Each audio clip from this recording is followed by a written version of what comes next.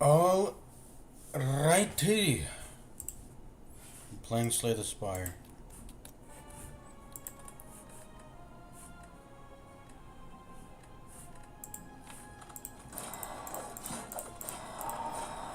Let's go defect. We finally got Cinder's Bane. This card by itself makes that one card in the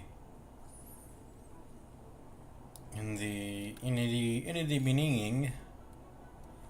It makes that one card. I forgot the names. It's the starting character, the strength one. We'll just call him strength one, and it's the card that you can't play unless all the cards in your hand are attacks. This makes it much worse. This card by itself.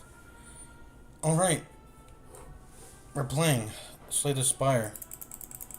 Before I started the stream, I was in the middle of some run from a while ago. I just abandoned it. I was like, whatever. I don't want to. I'll just start over. All right. Choose a colorless card. Enemies in your next 3 combats have 1 HP. The classic.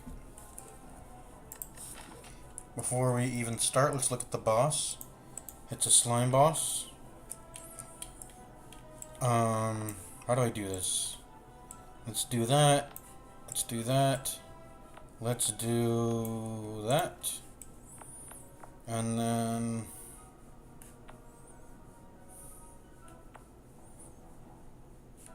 let's do, I don't know, that.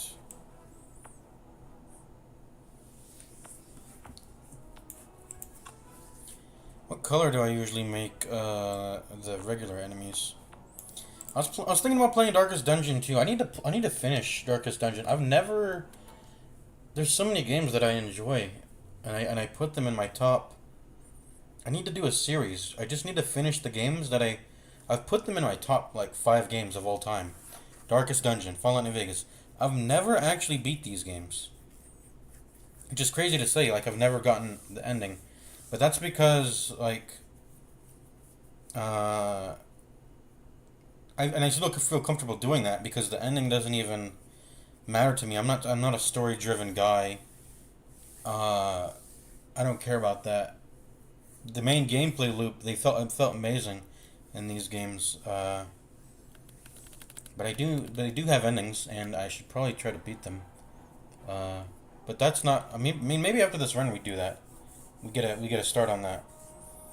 Play it from start to end. Just beat these games. I'm usually the type of person that doesn't really do that. I like to go from game to game. I like to go from game to game. I think we just do this. And then question marks. I think I like to put this as blue because I might forget these chests sometimes. But that's all the color coding that needs to be done. Pretty much used up all the colors except for white, and the rest are just, I mean, question mark encounters. All right, it's slime boss.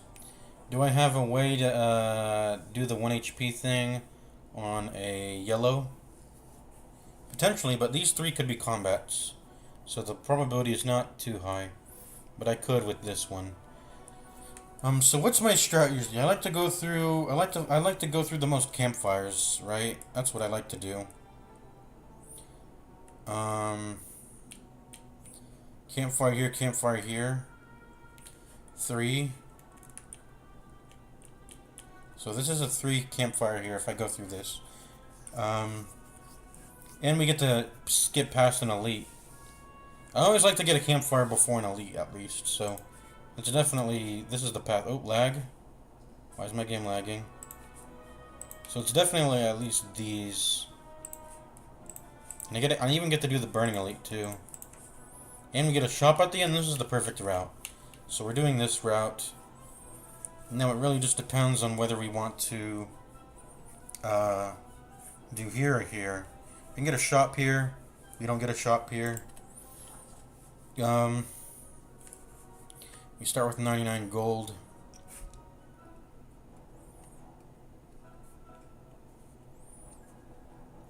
This doesn't seem bad. Let's just take this. And what do we get? Flash of Steel.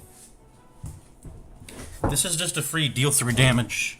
I mean, it's not so good against the Timekeeper, that's about it. Because the Timekeeper will punish you for pressing a lot of cards that are low in value, generally speaking. But other than that, the Timekeeper is... it is an important consideration. You have to... Everything is all about defeating the bosses of each act. You have to... That's what you're building up to do. And defeating elites too. And then, you know, the harder the difficulty, the more you have to worry about it. That's all there is to it. Innate, deal 8 damage to all enemies and exhaust. I could also do that, just deal 8 damage to everything. With innate, that's, excuse me, pretty good. Artifact is universally good, and you can't go wrong with that either. I think there's always going to be an artifact to utilize something with. And in fact, I think because I'm just getting back into this game, but I think because this character, I think all the characters have cards with downsides that you can utilize artifact with, but in particular, this character has a lot of focus reduction ones, and you can negate that with artifact. So the main thing, and this is one of the key cards to his build is what's it called? Gain 4 focus, lose 1 focus every turn. I forgot what it's called, but it's one of his key cards for his build, and you can negate the downside completely with Panacea. Panacea? I don't know how to pronounce this. And this is just, it's deal 3 damage. It says it draws a card, but I mean you take up a card to get drawn in the first place. It's not draw positive. It's draw neutral. When I actually even think about it, I've thought about cards that draw 2. I was thinking that's technically draw neutral also. In some, is that correct or not?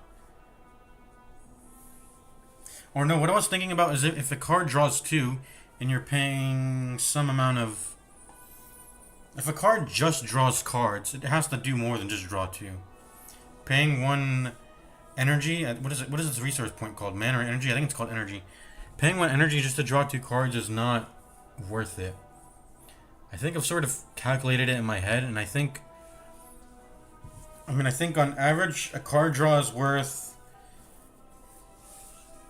if you're spending one energy to draw 3 cards, that's okay, because that's one of this character's thing. It's draw 3 cards for 1 energy and doing nothing else. Usually you'll see like draw a card or draw 2 cards, put onto an effect on top of that, and then it'll sort of combine together. But other than that, card draw, just pure card draw on a card is... And there's also another thing to say about a card only doing a specific effect and not having to pay extra mana cost for something you don't necessarily need. That way the cards you're playing all synergize together better and in a tighter sort of cohesion, you know, without any extra fluff of having to pay. Anyways, artifact, let's just take it and go. Do we want to stop by a shop before we're not even fighting an elite. We will get 2 fights before this shop, so maybe we just look to see what's inside. I don't know. You also go to events. I think the math on events has been done, and you pretty much just always want to go to a... Because of the way potions work, because you can get random because of the way potions work, you pretty much always value combats over question marks. That's pretty much always the case. In terms of value. I like how there's a timer here. I've spent 9 minutes before I even started. But, yeah, because of that, it's better. And you get to look at cards to add into your deck. Obviously, if you don't care about cards or potions, then question marks become more valuable. But the thing is, question marks can have bad effects, so that's a problem. Sometimes you want to avoid events because of that. So that's the thing about events, is that there can be bad things that happen in it. Unless you're in a position where you can't really heal that well and you just want to make it to campfire and you're really not good at clearing the common enemies, but you know you can kill the boss, then you might want to just avoid combats intentionally by going to question marks and just try to go to the next act, you know? That's another consideration. Other than that, question marks are usually less value than monsters, and you want to be able to fight monsters to get stronger. Let's go check the chat. No one in the chat just yet. All right, I think I'm gonna check out the shop. In fact, we don't even. Why was I even considering this? I can go to the shop anyways with here, so we can go. Let's just go left. That way, and that's another thing about map navigating is you want to pick options where you have these sort of moments where you're not forced to go to the shop. Like I can take 2 encounters here, and then after the 2 encounters, I can assess: do I want to go to a shop or do I want to just keep going? I can pick between all 3 here. I get the flexibility of all that. Anyways, can I right-click the enemy, please? What happened to my mod? I'm running the mod, right? I have like, maybe it's outdated. I don't know. It's weird. I'm usually able to click the enemy to see what its move list. What's it called? Its move. What its moves are. Let me close the game real quick. Hopefully I don't get different. I know if you there's like quit out tricks you can do, but I don't know if I'm not intentionally trying to do that. Where you can like re-roll the combat encounter if you didn't get the right thing you wanted. It's kind of cheesy doodling doing quit out tricks like this. But wait, I need to look up the mods I'm running. I should be able to. It's been a while since I've played Slay the Spire, so all these mods may not be up to date, or maybe I don't know, something weird about updating. I haven't updated anything. It should just work. Like I haven't touched anything ever since I've stopped playing. Let me be right back. I gotta use the restroom.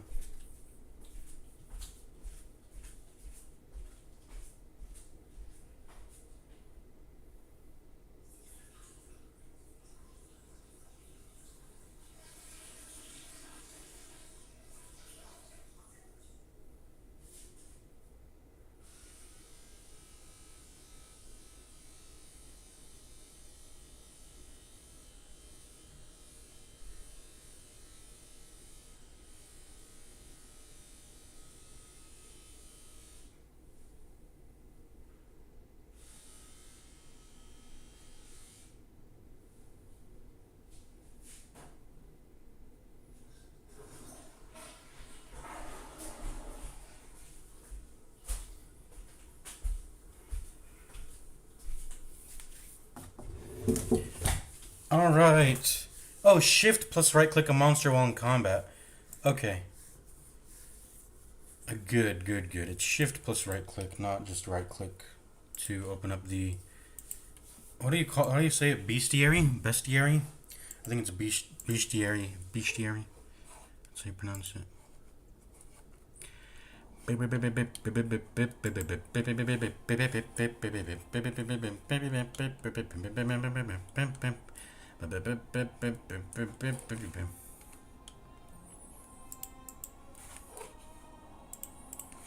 All right, shift and right click. There we go. Okay, so yeah, that's I knew something about this enemy scales over time.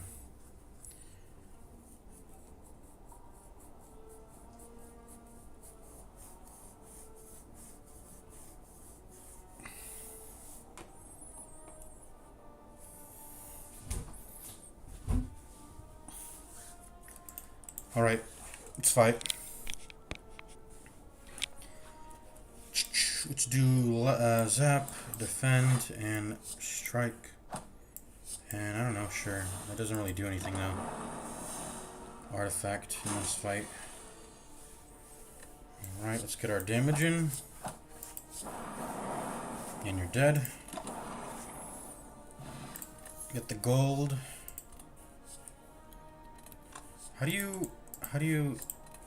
Okay, I thought skip would actually like skip it. Sometimes it's a good idea to look at the card reward and then assess the... You want to look at your card rewards before you assess the potions you're taking sometimes, but I didn't even get a potion. Where's my potion chance? It's right here. Right here. Anyways, Slime Boss. Slime Boss means get AoE. I think it's pretty clear what we take here. Sweeping Beam. AoE is pretty important no matter what type of run you're doing. It also helps against the 3 enemy elite, which could be the Burning Elite here. Potentially. Who knows? Oh shit, I lost all my... I mean, this is okay. I lost all my... I had lost all my color coding. Alright, well, we have to do this second one. Alright. Tackle and weak. And then this one just does frail. Flame tackle, I know that. Alright, I mean, it's pretty clear here. We should probably dual cast defend and sweeping beam. This draws, right? We should probably do this first. There we go. Let's dual cast. Hopefully we hit the what is this? The acid slime that'll weaken us.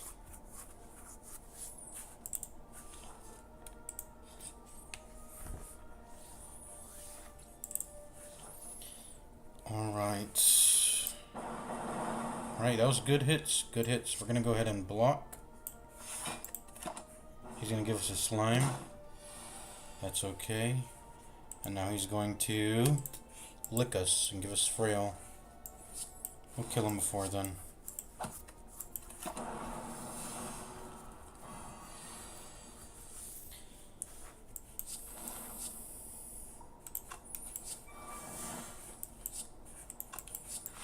Use style points. Alright, skill potion, gold, and what do we get next? We got Barrage, Tempest, and Go for the Eyes. Go for the Eyes tends to be pretty good. Having a source of weaken in your arsenal, just taking one is fine.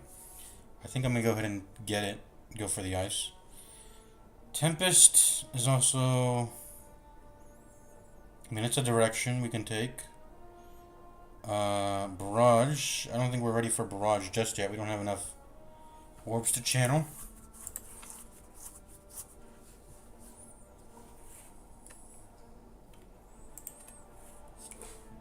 Anyways, what was I gonna take? I already took Sweeping Beam. I have Panacea. Given our Panacea, I think we are gonna go a build that is... We're probably going an orb build because we have an artifact starting bonus. And this is like a blue card, so maybe we just take the blue card. It's higher rarity.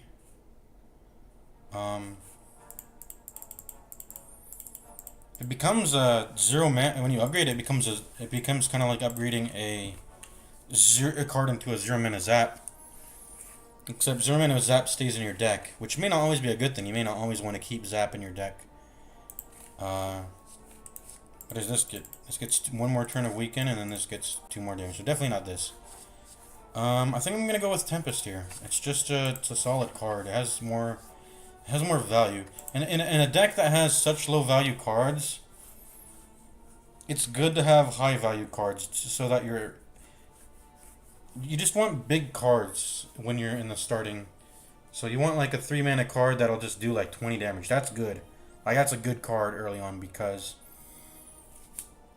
so there's the way this game works is there's going to be turns where you want to focus only on blocking, focus only on defending.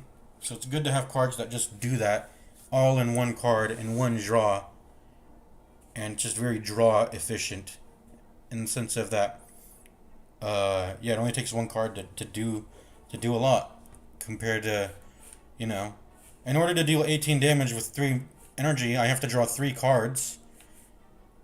That doesn't feel good. I'd rather just hypothetically, if I could combine these into one card, that's 3 energy, deal 18 damage. That would feel good, you know. That's what I've realized. Anyways, 133 gold. Oh my game! Why is the game lag? This might be a me problem with Underrail. Underrail was lagging earlier. Maybe I'm the problem with my game's lagging.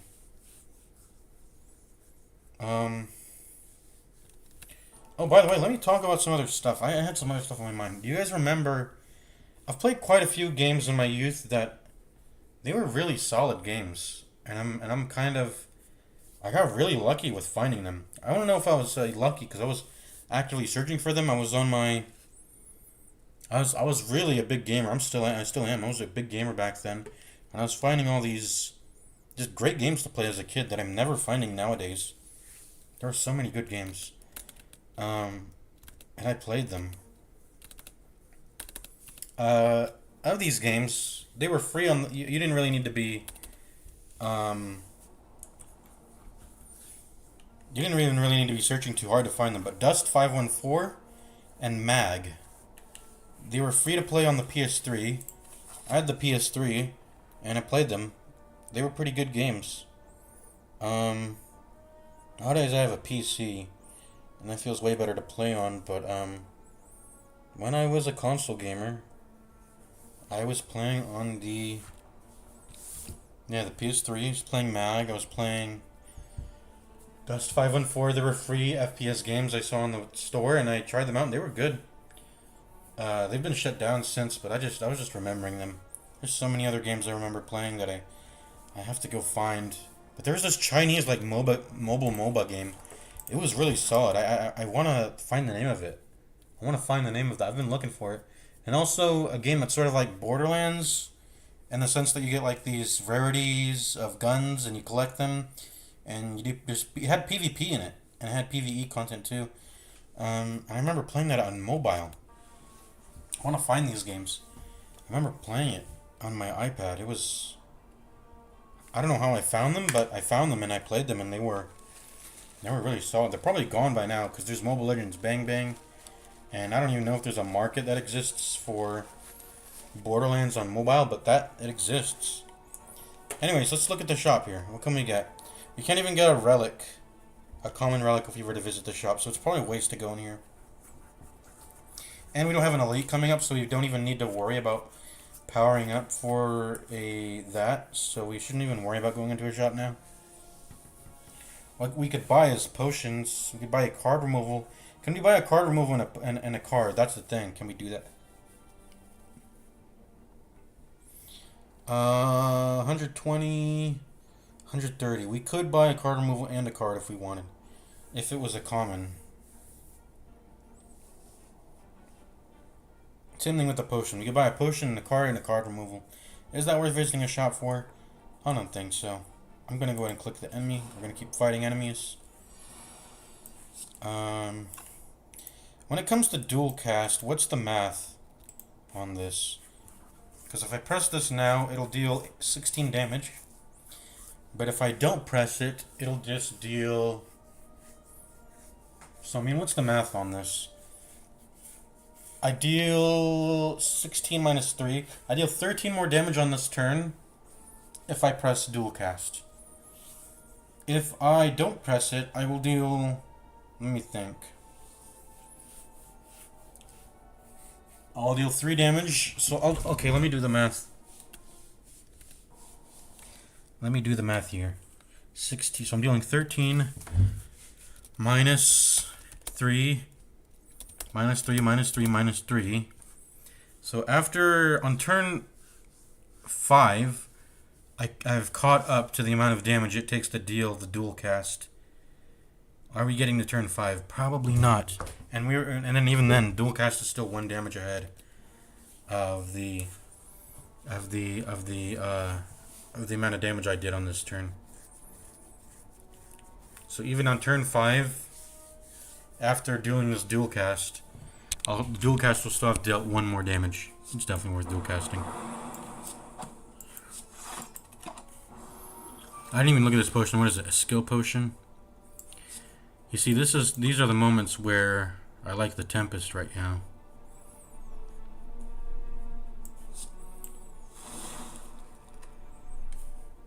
Can I have killed him this round?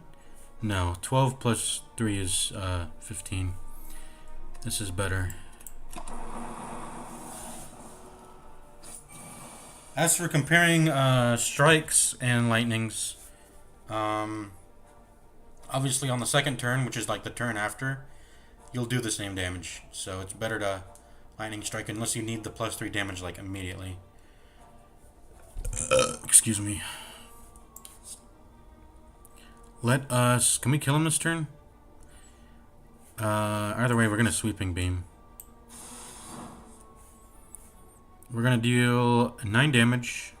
9 plus 12 is 19. He is dead.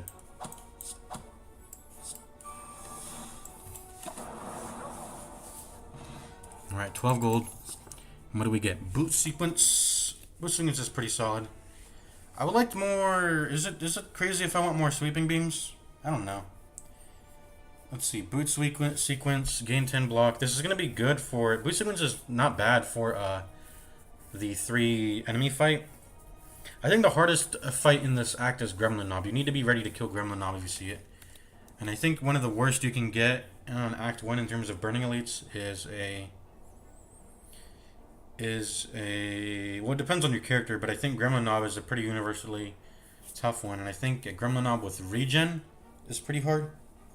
It can be hard because if he delays you by even 1 turn, that's an extra like 30 damage he's hitting you for because he buffs up. And then Boot Sequence is not even useful in that elite scenario. Right now, we're looking to kill this burning elite. We gotta gear up before we even get to Slain Boss. We gotta look to kill this burning elite. Gotta prepare. And when I'm looking at cards that can do that, Boot Sequence can be a really big dud against Gremlin Knob because it's gonna do nothing against Gremlin Knob. That's probably why you want to even draft cards that are more offensive than defensive, because Gremlin Knob exists at the start. And yeah, these two aren't doing anything for me. Sweeping Beam is. Am I okay with the second Sweeping Beam? I think I am. Sure.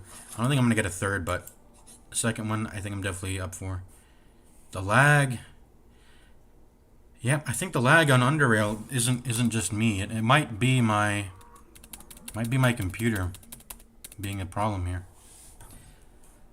Oh, here gurgling and grinding. I don't have any HP regen.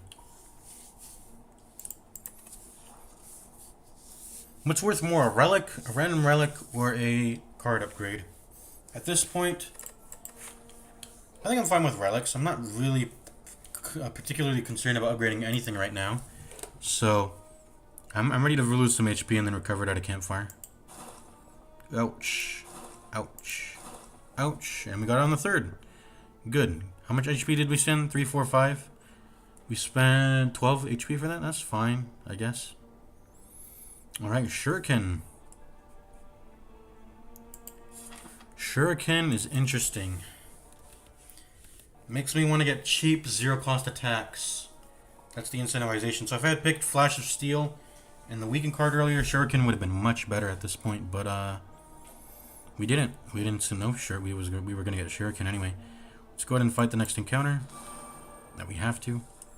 And all right, I think we are in the hard encounters, right? I think the first 3 encounters you do are like baby. It's a different pool of enemies, and then once you get to your 4th, it is different. Anyways, this is why we picked Tempest. This is definitely a Tempest round.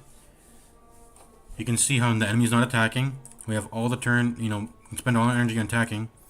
And if this was like a defend, then it was like, oh no, I can only spend 2 energy on attacking. This lets me spend all of it. Kaboom.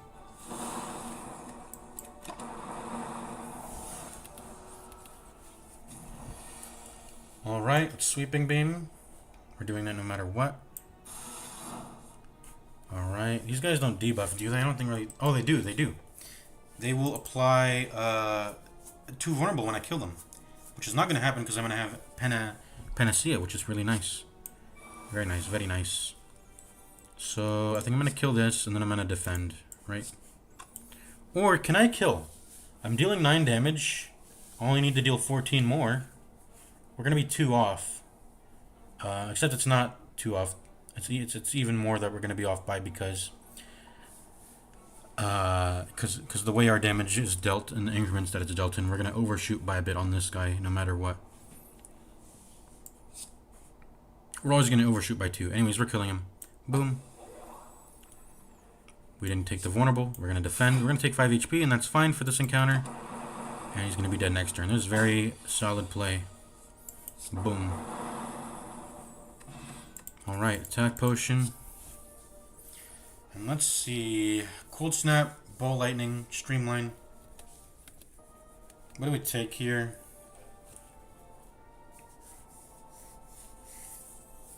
All of them are attacks, which are nice. They help with Shuriken.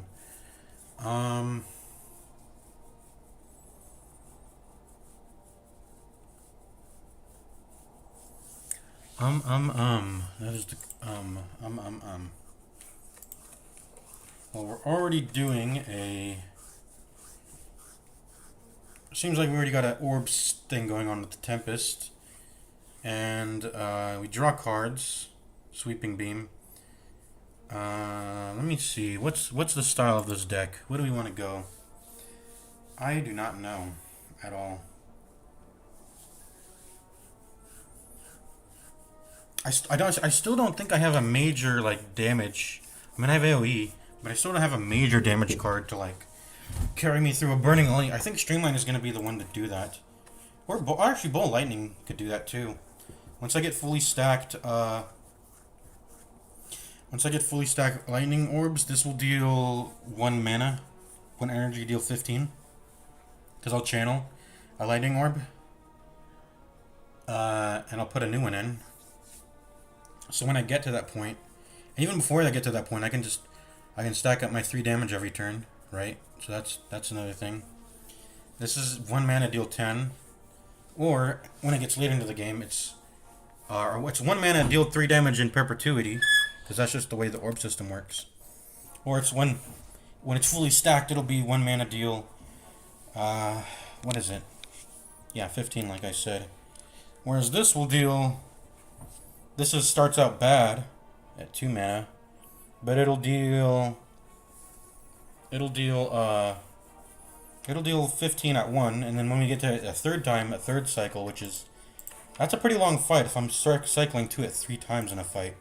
Then it'll start dealing 0, which could be possible because we have a bit of cycle with Sweeping Beams, so our deck is still relatively. We can just consider it like our deck is 13 count.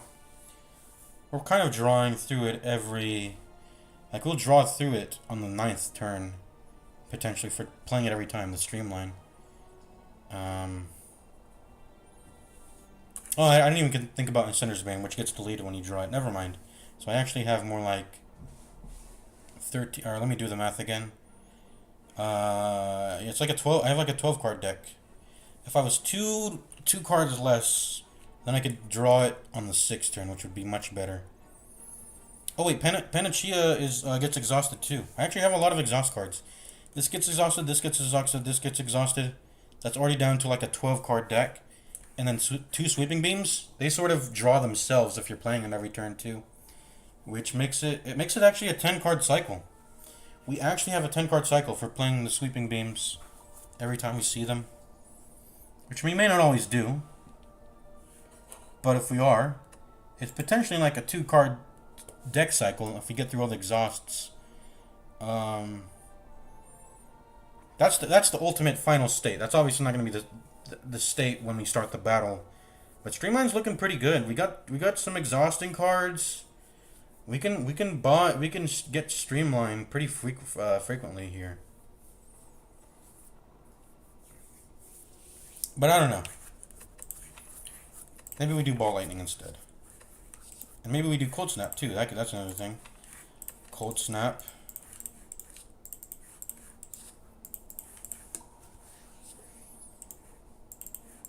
And this even has a better upgrade.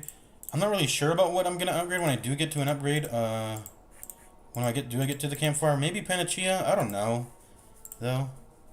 Like, I really don't have a good upgrade. I want to upgrade Sweeping Beam, and that's never bad, dealing a Sweeping Beam upgrade. But it might be... I'm going to pick Streamline. I'm going to go ahead and just do it. That's what I think what I'm doing. Do I Smith or do I regen HP? 33 is pretty low. But if we rest now, I think we have to. I think we have to rest. We're going into a Burning Elite. You don't want to be at 33 HP going into a Burning Elite. And if we can get a card here or whatever, it'll be better to upgrade this later. at a later point anyways. So we're going to go ahead and rest here. We have to.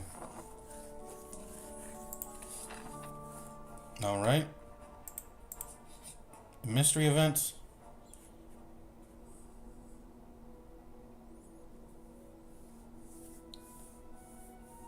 Unplayable.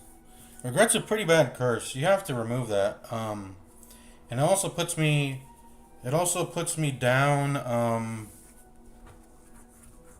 It puts me down a card. Like I'll remove it in the shop. I won't be able to remove it for the boss. That's a problem. So I'm not going to take this, I think, this regret. And it's a burning elite. I have to not die here. But this is a pretty bad card. You can't... It's not even ethereal. So every time it pops up, you'll just have to... You have to take this damage.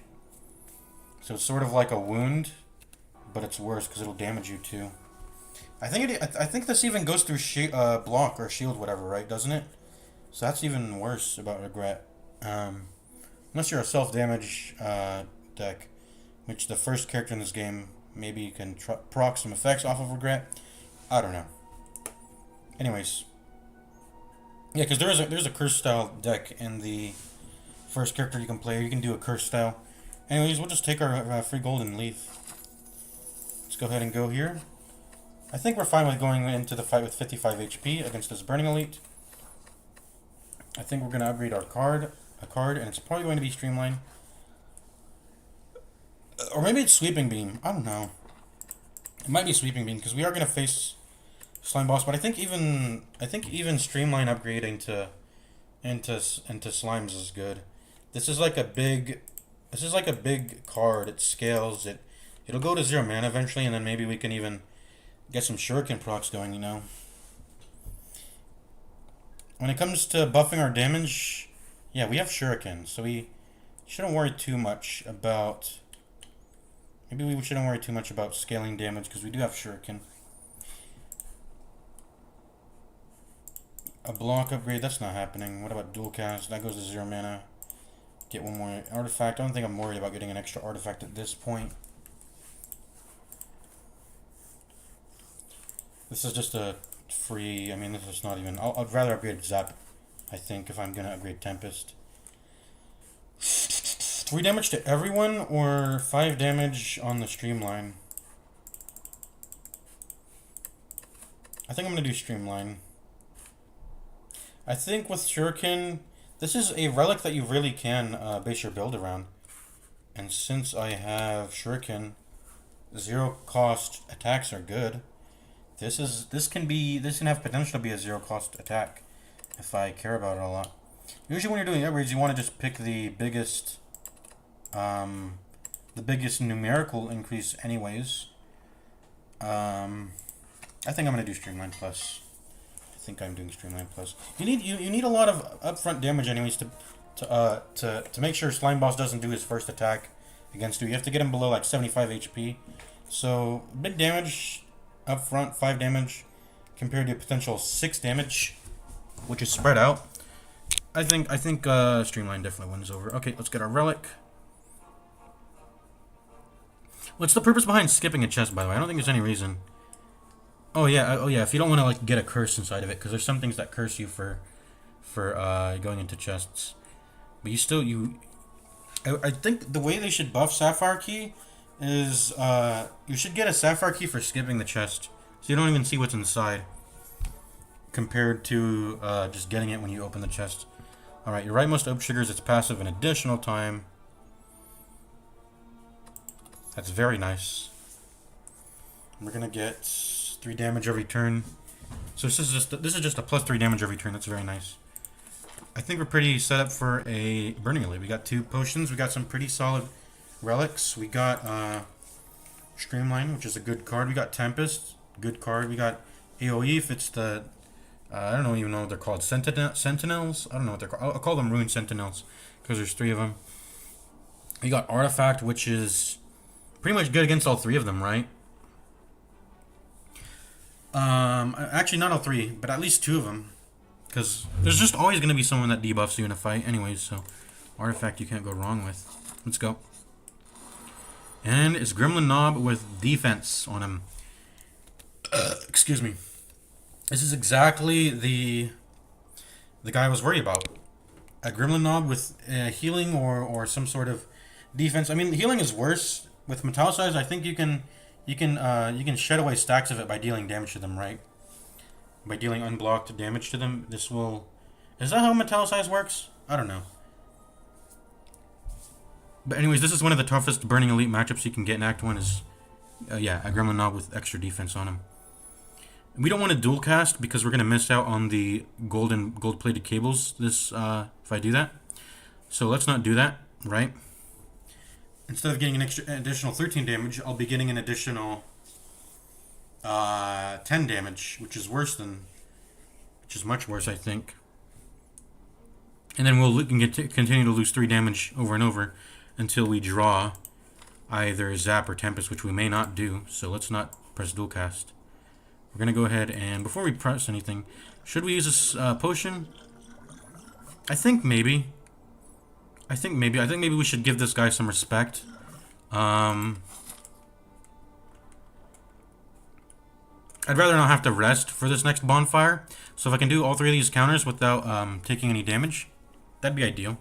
I'd prefer not to rest. So let's give him a little bit of respect. He does have a defensive buff on him, which is scary. It's going to make it a bit hard. We might be off by a little bit just because of the Metallicize.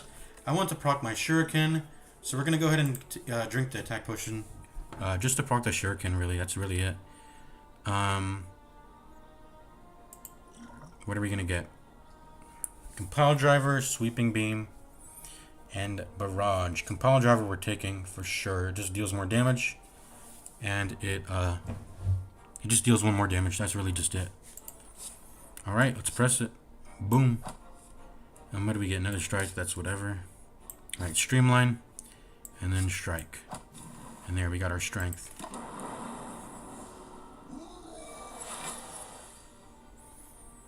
Alright.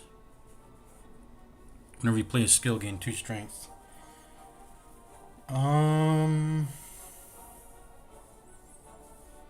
Look at that. All we got is skills in our hands now. I gotta press... This only counts as 1 skill, right? So maybe I should just press this. And I'll be... When does he apply the vulnerable? Always starts with Bellow. Afterwards has a 33 to 67 split between Skull Bash and Rush, but cannot use Rush 3 times in a row. So he's rushing us right now, and that was the higher chance to happen, right? Rather than Skull Bash. Should we drink this to prepare ourselves for a potential... excuse me. Why do I keep burping? Skull Bash?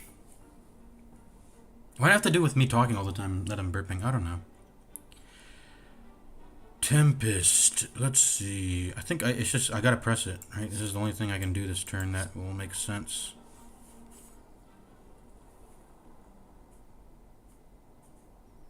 Evoking does 8 damage, so this is more just more damage per mana. I have to press this, and then I have to think about pressing Panacea next also. This is gonna deal 12 damage.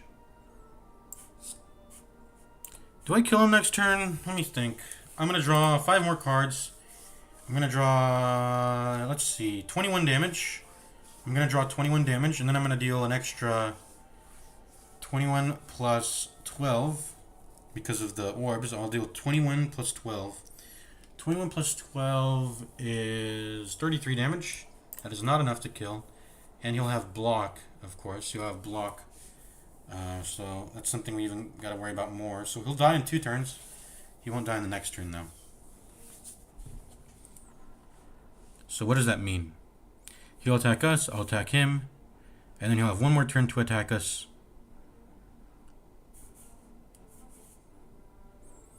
And then I should kill him, so I don't think this actually matters. We'll kill him in the next 2 turns, so we're not going to press this. It's just going to make him deal extra damage to us. Yeah, we're... man, what is this lag? I thought it was, Underrail being a problem. No, it's just something's wrong with my computer. It might have been... No, I don't know. I don't know what it is. Anyways, yeah, if he didn't block this turn, he might have been dead. So good thing I respected him by giving him the attack potion at the start, because maybe I wouldn't have been able to get him within this range. Yeah, 21 plus 12 is 33. He's one off from lethal, which is really quite annoying. So I think what that means is that we're going to block, right? We're going to block this turn. We're at least going to press sweeping beam once. Let's see. What do we get? If I can get streamline, actually. If I can get lucky with the streamline, he's dead this turn. Do I gamble? Do I gamble to save some HP? 1 in 9 chance to save 8. What's the math? I can either block 10, or I'm not even blocking 10. Because he's getting 2 strength every time, so I'm only blocking 3 with this. I'm gonna go ahead and gamble. If I get lucky. Oh, wait, no, this is even luckier, isn't it? I can kill him with this. He's dead, right? It'll be 9 plus 16. He's dead. He's very dead. Boom. That was worth the gamble. And it wasn't just a streamline that did it. Alright. What is this? Whenever you climb a floor, gain 12 gold. No longer works when you spend any gold at a shop. We have to take it. You get the emerald key, and then we get to add a card to our deck. Let's see what it is. Rip and tear, deal damage to a random enemy twice. That's fine. We have strength. So rip and tear has 2x strength scaling. That's nice. Let's see. Blizzard, deal damage equal to 2 times the number of frost channel this combat to all enemies. I don't have any frost.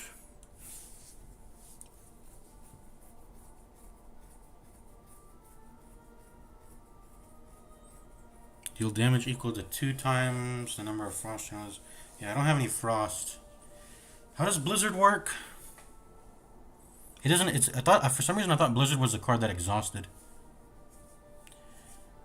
But it's just a card where you try to channel frost and you get AoE damage from it, I guess. This is not a good card, is it? I mean, you look at Sweeping Beam, and it's a card that draws. It doesn't just deal damage, it draws. So what does a card that deals AoE damage look like? I think there's a card in the... Let me look it up. Can I save here safely? I think I can, right? Let me look at the oh man, this lag. It's my computer. I don't know what's wrong with my computer, man. Where is it? Cleave. So cleave is the de facto sort of... Huh, it only gains 3. For some reason I thought it would gain 4. So you're only dealing 2 less damage to use the laser sweeping beam or whatever. I mean, that's a pretty big difference, but yeah, they both still just gain 3 damage on the level up. But yeah, 8 damage is like the sort of, like, vanilla AoE damage card. And then you look at Blizzard, so okay, you have to channel 4 Frost before this starts dealing damage that makes it even worth it. That doesn't sound like a good card. It doesn't sound like a good card. But it will scale a lot. I mean, if you keep channeling Frost, it'll deal good damage, I guess. Overclock. Draw 2 or 3 cards. And then you'll add a burn into your discard pile, which is... not so good. Not so good. It'll eventually clog up your deck. It's counterintuitive to what I want Streamline to do.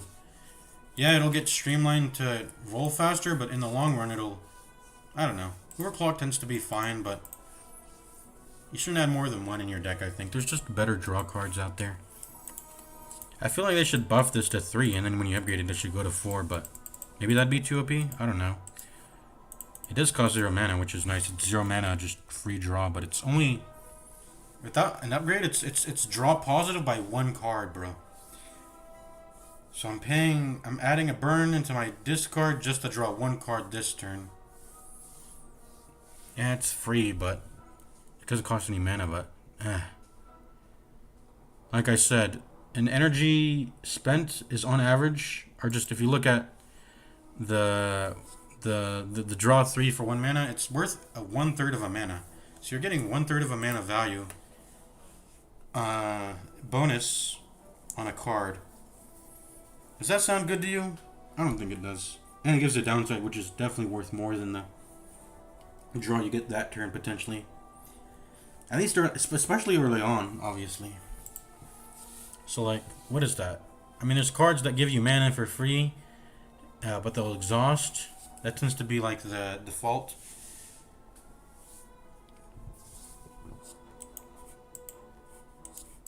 It's just not a lot of value in a card.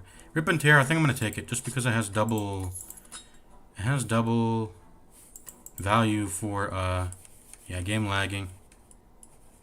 Game lagging. So Underrail was not supposed to be lagging. It's my... It might be OBS, honestly, because I don't have this. Do I have this when I'm not streaming with OBS on? I'm not sure. Anyways, let's go. Oh, when I went to the main menu, it got rid of my color coding, which kind of sucks. Sweeping Beam. Sweeping Beam. Very nice. Sweeping Beam. Please let me draw into another Sweeping Beam. That'd be cool. Nope. At least I get to... What is this? Get rid of this weaken on me. We're going to go ahead and... That's like, this is a really solid card. 14 damage for 1 mana is actually really solid. Usually it's expected for you, at least in the first character. I gotta remember the names. The strength, I'll call them strength, dex, and intelligence. That's all I'm gonna call them. The strength guy has to pay, like, blood. He has to take damage just to deal this amount of damage for 1 mana, right? Although I think it is a common card, and this is a blue, which is uncommon, so maybe that's the difference, but... Anyways. Also, this character is just not intended to be... The way the character cards are set up is that this is... It's sort of like, you know, if you're playing Dota 2 and you get a life stealer count, that gives you like 50% spell amp. Obviously, that's way more OP on other heroes, but life stealer doesn't have any freaking spell damage, so it makes sense to give him 50% spell amp, because all that will do is just buff his ult. And then if you want to get quirky, you can also buff your radiance damage with it, right? There's some items that give spell damage. Anyways, who are we killing? We are killing the highest HP one with this one. Oh, wait, this is a random enemy. I thought you could pick. Never mind, this sucks. Except in this situation, it's good. It's actually good, this card. Please don't hit this one. I don't want to leave him at 1 HP. Oh, the lag, bruh. Ah, oh, hit this one. Hit this one. Fuck you, game. Go and kill this one. And then we got our strength. That doesn't really matter. And then what does this do? Nothing. Ooh, still took 12 damage. If we got lucky, we would have only taken 6, but we didn't get lucky. We might have to rest again. We might have to rest again before the boss. Alright.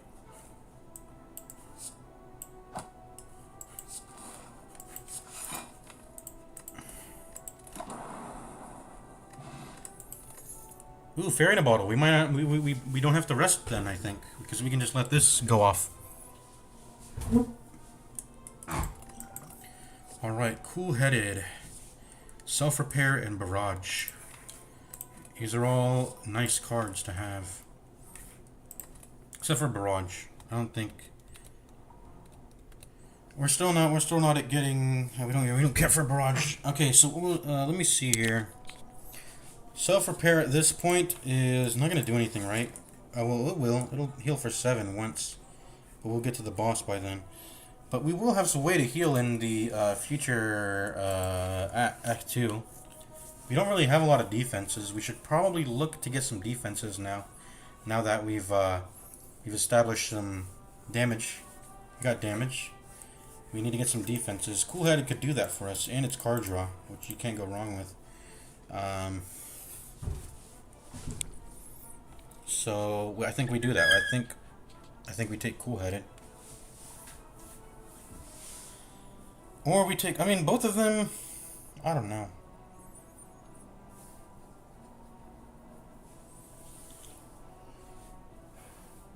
The nice thing about Cool-Headed is that we can get into a spot. If you get into the first position, we can get 6 block every turn, which is really good.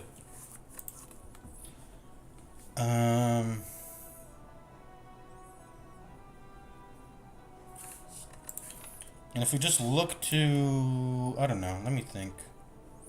We got a shop coming up. We should think about that too. We do have a shop coming up.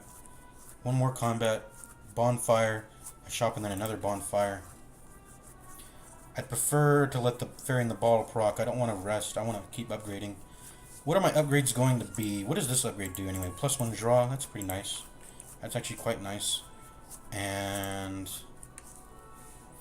it's probably, if we do take this, it's probably going to be my upgrade. What does this do? 3 more HP. It's worth upgrade, honestly. Is self-repair worth upgrading? I don't think so. I think you're fine with just healing 7 already.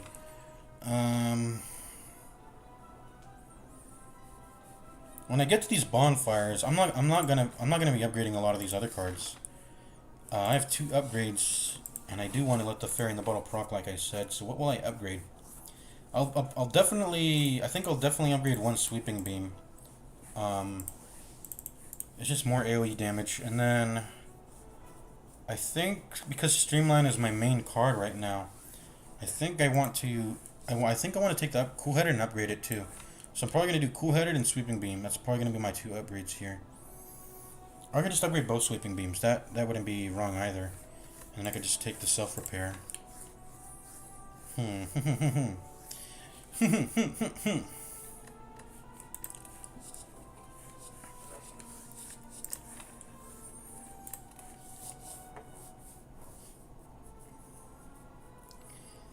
This is just gonna help in this boss fight. I think the cool-headed, the self-repair is not going to help. I think because of that, its immediacy of helping me with the slime boss, which I don't know if is this a guaranteed win against slime boss. I don't know. I'd like to think so. I got 2 sweeping beams, and I got really good sustain damage as long as I just make it over the first attack, the big attack. I'll take the cool-headed. We're gonna upgrade it probably. Is my game gonna crash? Okay, I keep getting lag. Alright, thief. Freaking thief. Gonna run off with my loot. We're gonna defend for sure. And I think I'm just gonna streamline.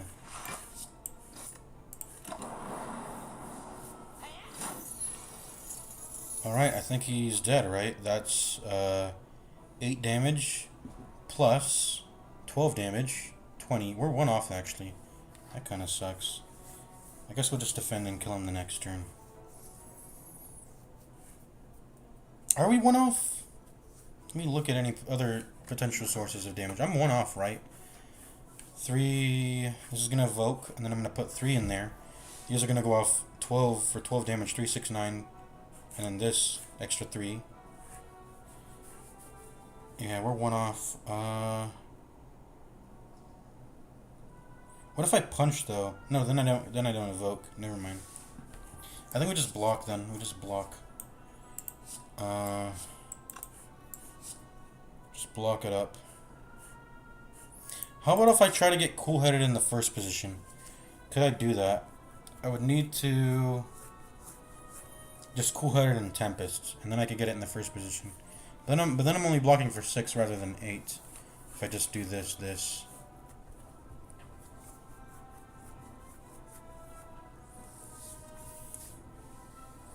Yeah. Okay. We'll just only press this once then. Let's see what we draw. Lag, bruh. Lag. Ascender's Bane. Okay, bruh. And then we defend. And then we Panacea. I'm going to call it Panacea. And then we Tempest. Ouch. We're taking a lot of damage. Alright, he's dead now. Alright, this is what I was talking about, Turbo. Turbo is like, you look at it and then you compare it to Overclock. This is much better.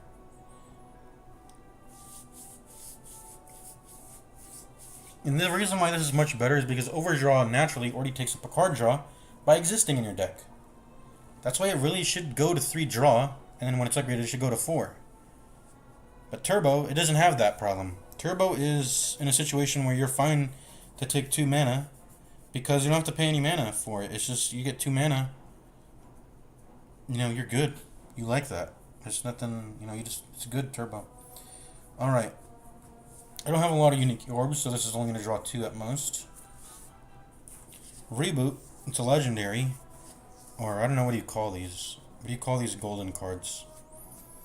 I think they're called, I'll just call them legendary. Well, let's see. Shuffle all your cards into your draw pile. Then you draw 4 cards and you exhaust. It's pretty much just a way to start cycling for Streamline again. I think I like Reboot. I also like Turbo. Both of them are good. I don't know which one I like better though. This exhausts. That might be a good thing. It is just a refresher. Let me look at 4 different cards. I don't like this hand. It does take up a card draw in its own self.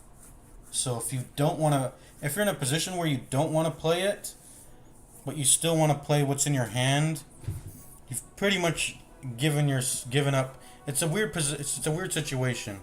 It gives you a constant when you draw it. It gives you only 4 cards to look at, which could be good. You could work with those 4 cards, but if you don't like them, then you can press this, and you get 5 new cards to look at. But you can only do that once. But if in your, I guess the thing about certain cards in this game is that if they keep popping up in your hand and you keep not playing them, and getting in situations where you're not playing them, it's pretty much just a constant minus. It's pretty much just a wound, right? It makes me think of, I had a certain deck where I had way too many of the poison doubling. There's I think there's a card in the, we'll call her Dexterity Girl. There's a card in the Dexterity Heroes arsenal where you double the amount of the enemy's poison, but I kept taking those and not getting enough poison to actually double, and then they would just keep popping up in my hand and I couldn't play them. And yeah, that's the sort of situation you can get yourself in with Reboot. But generally, Reboot's really good, and it's a legendary for a reason. So I think I'm gonna take it. Actually, I think I am gonna take it. It doesn't combo with the cards currently in my hand, but if I can just Streamline and then Reboot and then try to find Streamline again, that'd be cool. Helps me cycle through my deck, right? Helps me cycle through the deck to see Streamline again, so I'll take it. Alright, 15 HP is very, very low. If we want to rest, we should rest now. I think we should. Even at 30, what is it, 37 HP, we could still die and proc Fairy in the bottle, so I think we rest now and then upgrade later because we want to be able to upgrade whatever we get from the shop rather than, you know, upgrade now. If that makes any sense. Anyways, let's rest. Shop. Oh shit, I forgot I have Maw Bank. Uh-oh. Well, I'm not sure I can really... Can I... Could I beat the slime with this? On Ascension 10, I think I can. I'm not sure about Ascension 20, but Ascension 10, I think it is possible. I think, because my relics are really solid. Shuriken and gold-plated cables. But, do I want to greed out for Maw Bank?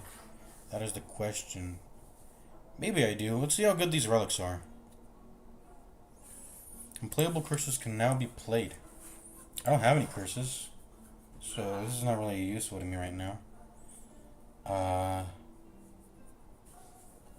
Nunchaku. Every time you play 10 attacks, gain mana. This is good. It combos with Shuriken, the ninja, you know, the ninja relic items. If I can stack these up, I want to do that. Maybe we're looking to go a attack styled the defect. I know the name of this character. Defect, an attack style defect character. I forgot what are the other characters called. Let me just Google it real quick. Ironclad Silent Defect Watcher. Yeah, I'm remembering now.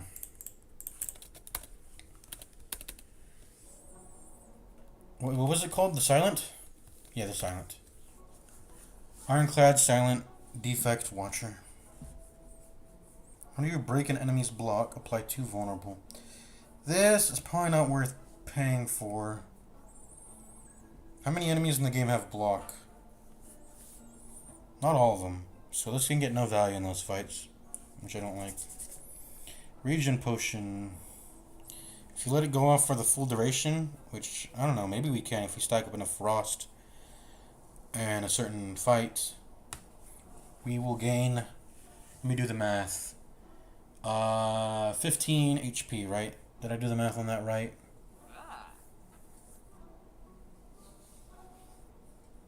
I think I did, yeah. The fast way to do the math on these things is to add 1 to it, divide by 2, and then, which is like 6, divide by 2 is 3, and then you multiply it by the original amount, which is 5. So 3 times 5.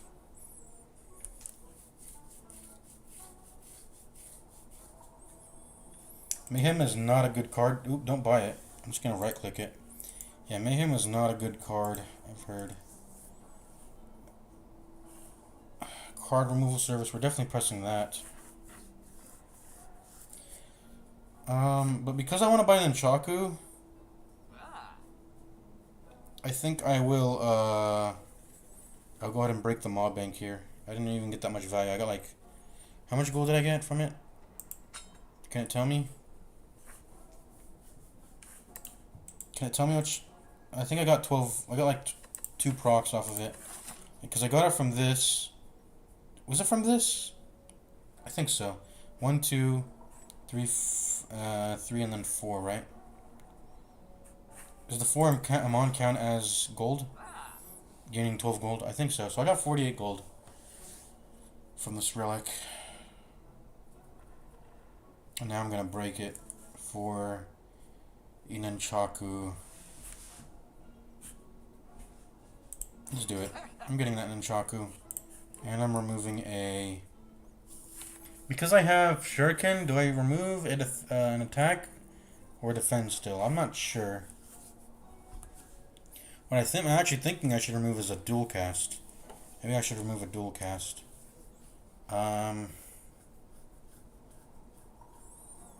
think I want to remove a zap though, or a dual cast. No, I do want to remove a dual cast, right? I think. Do I though? That's the question. Because naturally, zaps are they're good, like efficiency, damage efficiency. They deal good damage. This character has good, like, starting damage.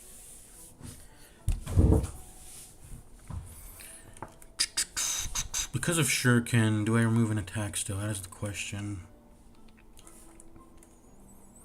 I could also just not remove an attack, and I can remove, excuse me, dual cast, like I said.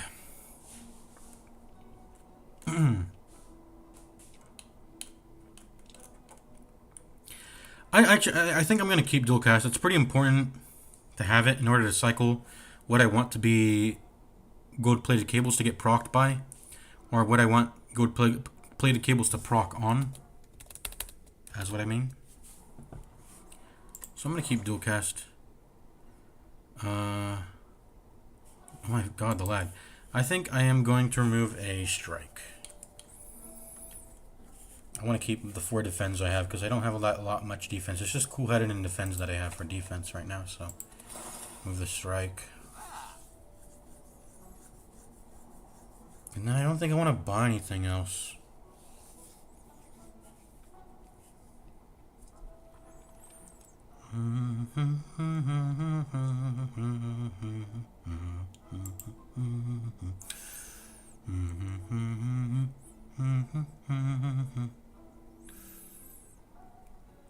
I think that's it.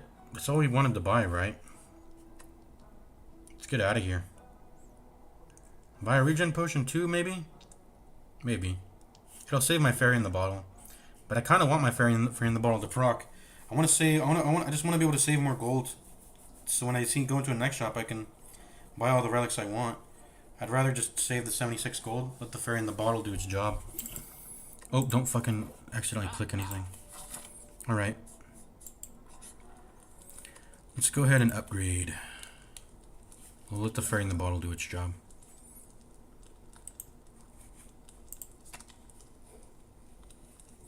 Draw 6 cards. That seems like it would be good. I'm gonna get cool-headed. I think it's cool-headed. That way you get extra draw. Can't really go wrong with extra draw, so let's go ahead and do that. Let's go. And do we drink the skill potion now? Do we drink it now? I think we do. What would we... Is there any reason why we would want to delay drinking the skill potion? I don't think so. Let's drink it now. What's he gonna do, by the way? He's gonna slime me up on the first turn, right? Slime for 3. Skip turn. And slams. And you have to get him to... Let me look. To get him to 75 HP for him to split. Yeah, that's how this fight works.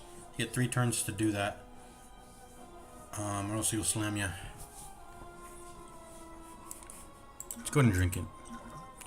Exhaust a card, gain mana equal to its cost. That's actually pretty legit. If we can get our deck down to just streamline and a bunch of other, you know, a small list of cards, we'll be in the good. We'll be in the gold. Good gold. I don't know. We'll be golden. We could also go consume.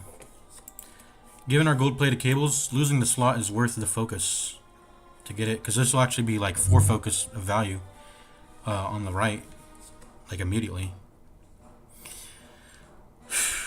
I think consume is actually better than recycle here. Recycle's gonna, it's like a long con if I want to do recycle. That's not really, and since it's unupgraded, it'll be mana neutral. Since most of our cards don't cost more than 1 mana, right? Pretty much all of them are 1 mana. So recycle is mana neutral. So all it's doing is taking up a card draw just so I can make my deck smaller in the future. Consume will just right away give me damage. Let's go ahead and take the consume. And it's just a higher value card. It's like 2 mana worth of value right now. Get the damage now. Just go. Boom. I'm going to go ahead and streamline him up. And I don't think this will block the goo. Hopefully it does. Let's press it. Anyway.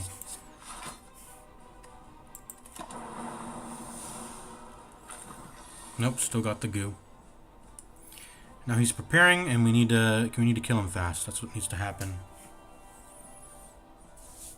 All right. We could start building our shuriken, or we could press Tempest now. I think we want to Tempest now. I think we want to Tempest now because we need to get him to 75 HP fast. And trying to build shuriken right now is not... We don't have time for that. Let's go ahead and dual cast. Laying in on him. And get those 2 lightnings channeled. Alright, now I just got to deal 10 damage this turn, which is... We can do that with the lightnings. It'll do that automatically. So, very good. Very good.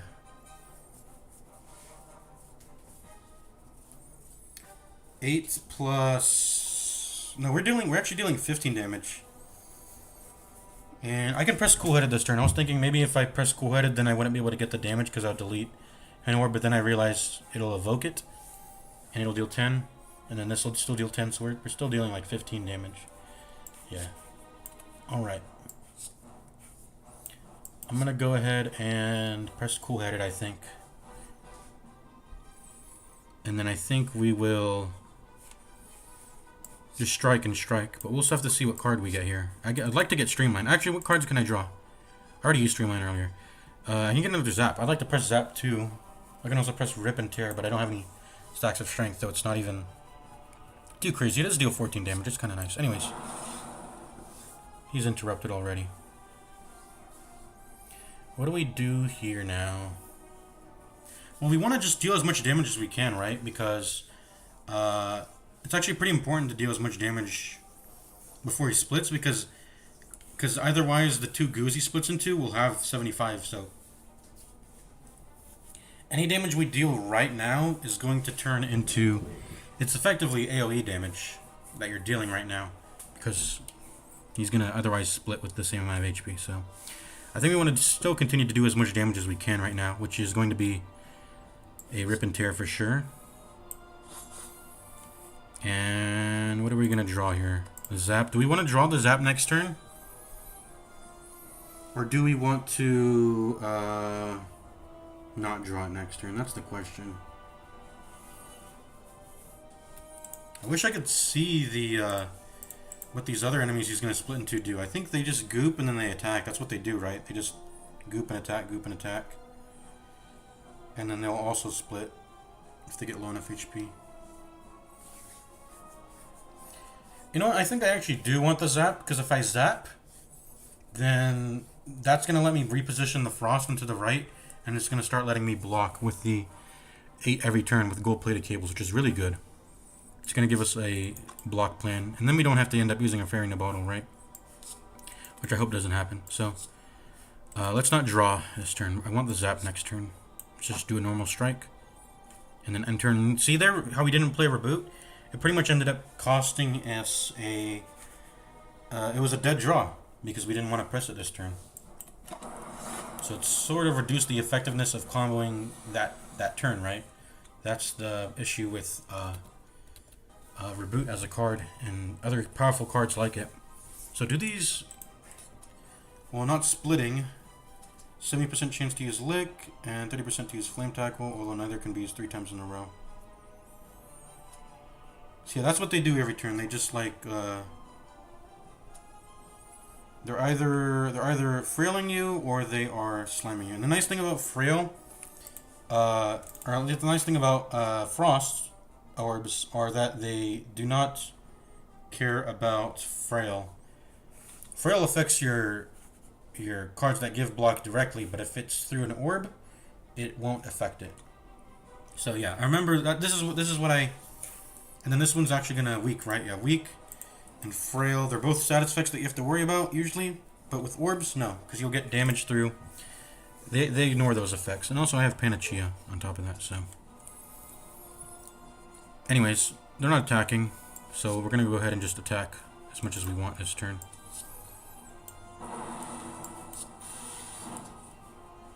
Alright, I guess we're sliming. I didn't want to have to slime there.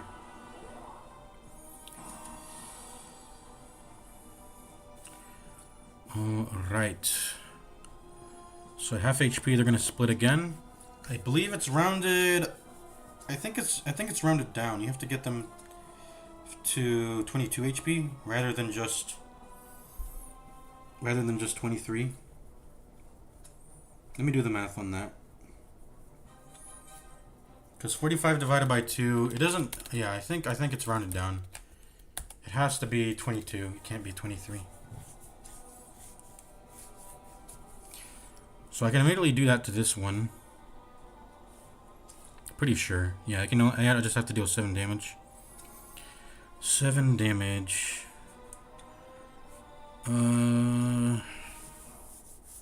This one. And which one is more problematic? That's really the question.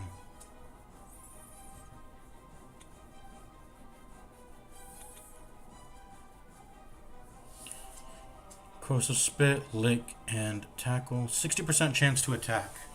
I don't care about them applying status effects. If they can just apply status effects over and over, that's ideal, right? But let me see this one. This one has a higher chance of just licking. I don't really care about it licking, so I think I'm finer with leaving this up, even if it will give me slimes. I mean, this one gives slimes too, so I think I care more about leaving this alive rather than leaving this one alive. Although, if I take this one below half, when it splits, they're gonna be smaller HP. And when you're at that halfway point, you really wanna, like I said with the first enemy, the slime that splits, when you get to that halfway point, you really wanna burst as much as you can at that point, because then you'll reduce the HP of the next things that they're splitting into. And by the way, we're 1 off lethal if they both hit, so. That's just another thing to consider. Let me see here.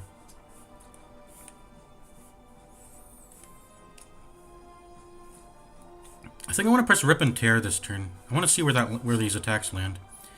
Let's press it. Or I should Sweeping Beam first. I mean, what else can I draw that's better than Rip and Tear, though?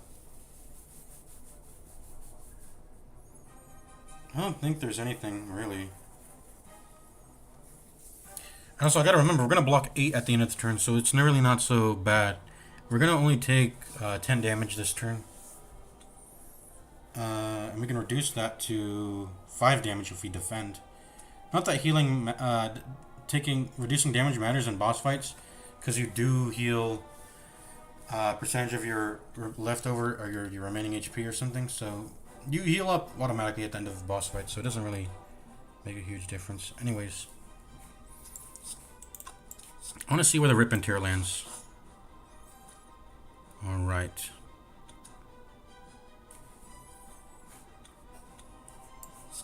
So we're sweeping beaming. We can actually interrupt both. Boom. Take no damage. And we get to get his strength.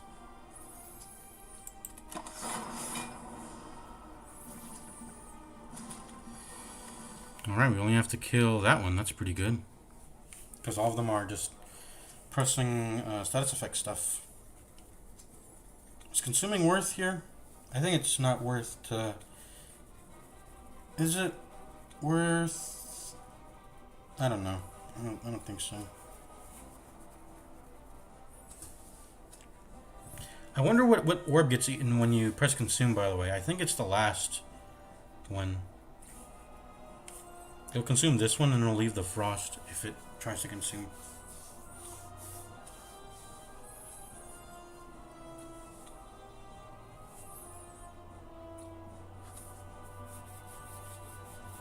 I'm pretty sure that's how I recall it working. Anyways. These are all bad. I'd like to press reboot, honestly. Yeah, let's just press reboot. These are all not interesting to me. Alright, sweeping beam. There we go. That's what I wanted. And we're lagging again. So, Underworld is not to blame, like I said. I want to get that next shuriken.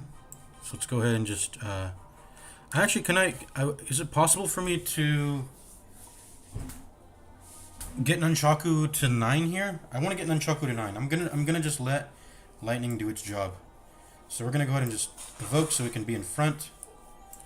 And we're gonna try to do 9 Nunchaku here.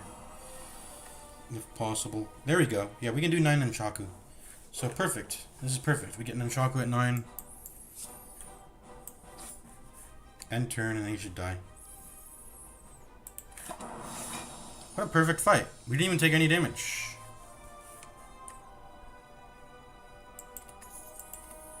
Alrighty. How long have I been streaming, by the way? 1 hour and 22 minutes just for the first act of Slay the Spire.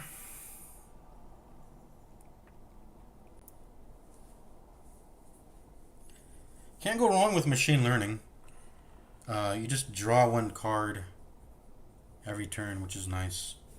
And you might think of it like, oh, you have to wait until turn 4 in order to get 3 draws for 1 mana. Sure, but just being able to see 6 cards rather than only 5 for free on those next turns, it feels good. Just feels good for sure. Even though the total amount of cards you're drawing is not very burst heavy, big. There is such a thing as overdrawing too, where you draw too many cards and you end up not being able to play them. And you're like, oh man, I don't get to play them. I have to wait for the next cycle to play them. If playing them every cycle is important, you know. There's always the risk of that happening with any card. You know, such as like Streamline, where I can't play it this turn. I gotta like defend or whatever. Won't be able to play it this cycle, but I don't know what I was going with that. And anyways, I don't think we take multicast or rainbow here. I think the way our build is set up with the Nunchaku and the Shuriken, we're definitely doing an attack styled build. And rainbow and multicast just don't support that. Do they? They do not. So machine learning it is. Alright. Act 1 relic. Can no longer smith. Would I be okay with that? Probably not. It's too early to give up upgrades at this point. Although all of our scaling does seem to be heavily into the shuriken. So not being able to upgrade, it's not like it would hurt our... I don't know, does shuriken by itself even scale though? That's the question. You need to play a lot of attacks. This is probably more so a relic for the silent than it is for the defect. Being able to play all those daggers and stack up the shuriken very easily. Let me go use the restroom, but I gotta use it again and get a drink.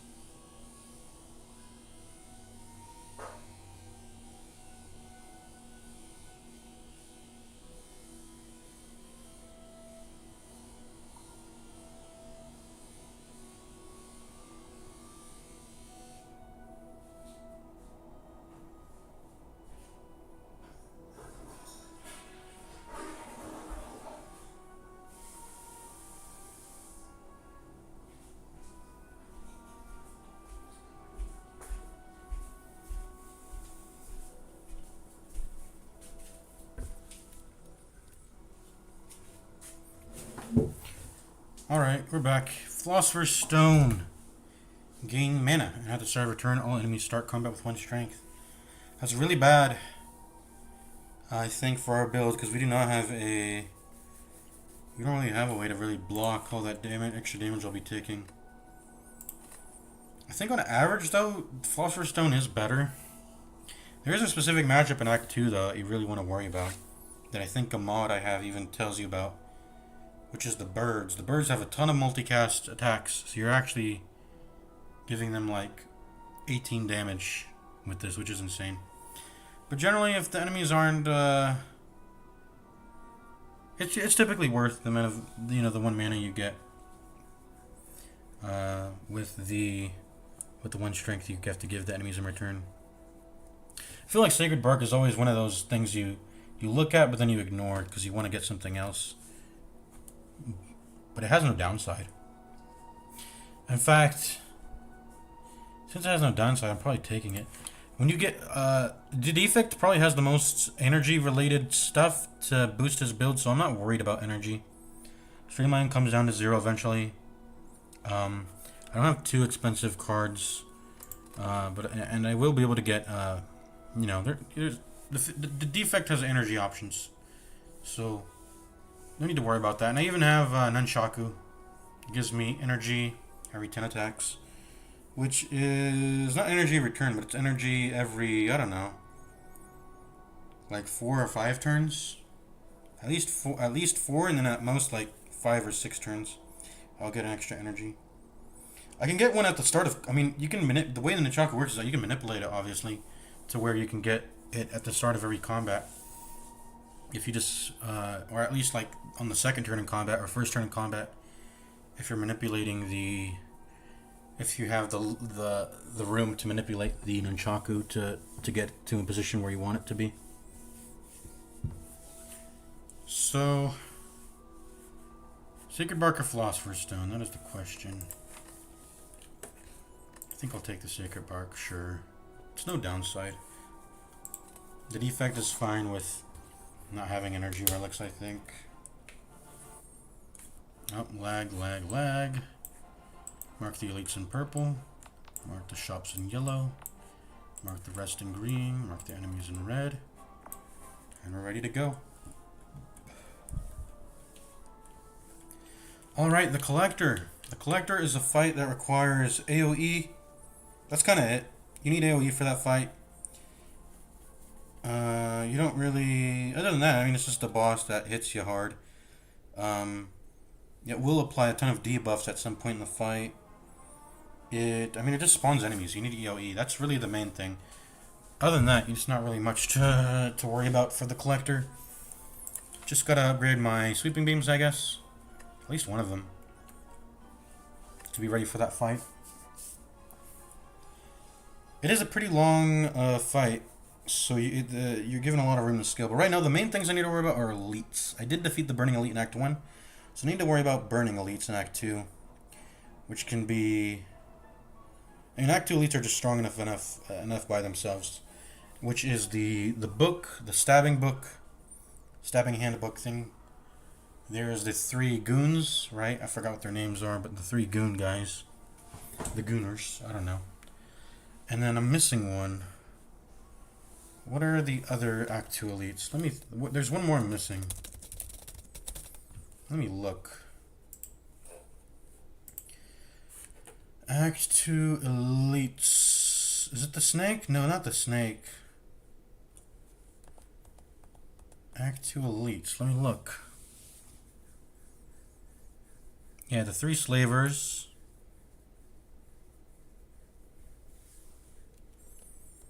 Where are they? I don't know. Okay, stabbing book. Oh, does that guy count as an elite? I guess he does. The goblin leader. Yeah. So 2 of them are AoE. So you really need to be concerned about AoE. Stabbing book, slavers, and gremlin leader, goblin leader. I don't know what he's called, but I'm pretty sure he's an elite, right? Yeah, I'm pretty sure he is. For some reason, I thought he was a normal enemy, but there's no way he is. He is a boss encounter, technically, and you just need AoE for it. And we got 2 sweeping beams, so you need to worry about that. Anyways, best route is always, generally, typically speaking, just go where the most campfires are. And I'm already seeing one with 4, which is pretty crazy. I mean, you get 1 guaranteed here, but let's see. 1, 2, 3, as opposed to 1, 2, 1, 2, 1, 2, 3. We're going here. It's a very safe route too. Hits no elites though. That may be a problem if we want to collect relics. Are we concerned about collecting relics at this point, or do we not care about relics so much? I'm not sure we care too much about relics. I think we care about getting defense, like for sure. We have a damage plan set up. We got a nice draw machine with machine learning. And we got a streamline, and our deck, it just draws. It draws in the streamline pretty frequently. Our sort of defense plan right now is just to get the frost on the right with gold-plated cables. That's really it. Beyond that, we don't have a defense plan, so... Let me think. But yeah, usually that's probably actually... I'm realizing that's actually probably... a bigger consideration I should have noted, which is that you should just run through as many elites you can. That's probably a bigger priority than bonfires, actually. I mean, you have to weigh them equally. Which one gives the most bonfires and elites at the same time? I never even considered that in Act 1. I should have done that, but in retrospect, that was still a good path. Like, it went through a lot of bonfires, which you need early on. And I got to clear the Burning Elite early, which is good because if you don't clear the Burning Elite on Act 1 or Act 2, you will have to deal with it on Act 3. You're forced to, and that would fuck up your path, and you're pretty much forced to path into something that you may not want. So if a pathing is somewhat favorable and has a Burning Elite in it, you should just take it, because it'll let you deal with it and get it out of the way ahead of time. Anyways, I want to go through the most elites too, actually, and I'd like to get an early shop, so we can run past 2 elites maximum, no matter what it seems. So do we just, rather than doing 3 bonfires and no elites, do we do 2 elites and 2 bonfires? I think that's what we're doing. I think I would like to go to a shop too, so I think that's really the deciding sort of thing, is that we get to go through a shop. So it has to either be here or here. This path right here does not give 2 elites. This does. I don't like this restricted path, how linear it is. I think I'm going to take the one on the right. And when I take the one on the right, I do want to go through the shop, so it's probably going to be this one. And then, yeah, like right here. Oh, whoops. It's got to be something like this, I think. And then we're going to go here, here. And then we're going to go to another shop. And then we're going to go ahead and...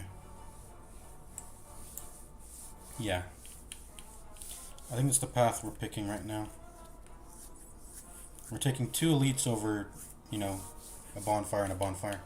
Just because, I don't know. Not sure I have anything interesting upgrade other than sweeping beams, right? I think I can get stronger than just 2 sweeping beam upgrades. I definitely think I got to get stronger than that before the collector. The collector, this deck can't beat collector right now. Obviously, it needs more defenses and more than just 2 sweeping beams that are unupgraded. Even if they were upgraded, I think we'd still need more. Anyways, let's go. We're starting with the one that has more combat encounters because I want combats, I want potions, I want gold. Do I need gold that badly though? Maybe I just go question marks instead of combats because I do have a lot of gold. I don't need the gold that badly. In terms of potions, okay, I actually do want potions. I got Sacred Bark. I got to fill up these potions. So we're gonna take more combats. Let's go here. We got the thieves. Oh man, that's so much freaking damage. I hate the beginning Act 2 fights. They can really fuck you up in terms of how much damage they can just smack you with at the start, and you can't do anything if you don't draw the defense you need. Yeah, I'm just gonna hit for 22 here, and I don't even think it's worth defending because then I'm gonna lose out on my shuriken. Oh wait, I can defend anyways. I got Nunchaku. Forgot about that. So we get to defend anyways. This is perfect.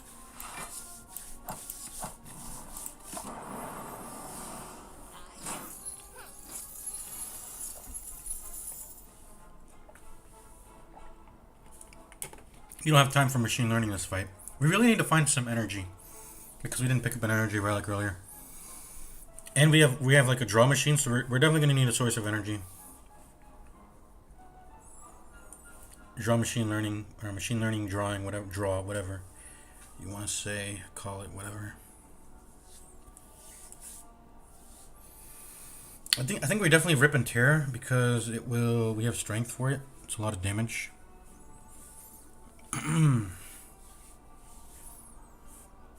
What are we doing right now? Oh, so much damage I'm getting hit with here, man. It's so sucky how much damage I'm getting hit with. I want to get lucky and hit this guy twice. That's what I want to do. If I can do that, how much damage could I do? I can do 16 plus 7. That's 23. I can do 23 to him right now. Maybe kill him next turn, hopefully. What am I drawing? I want to draw him that streamline eventually. Let's do this. We didn't get lucky. Pooey. I think we're gonna sweeping beam, and I think I'm going to defend rather than zap. I don't want to get hit with this damage. Guess we exhaust this. Are they defending? Why is this guy defending so early? Need to kill him before he escapes. So hopefully this dual cast hits him. Let me go ahead and try this. It'd also be nice if it hits him twice also. I mean, dual casts, it'll be nice if it lands anywhere. I don't know. We got a dual cast this turn for sure though. Get some damage in now.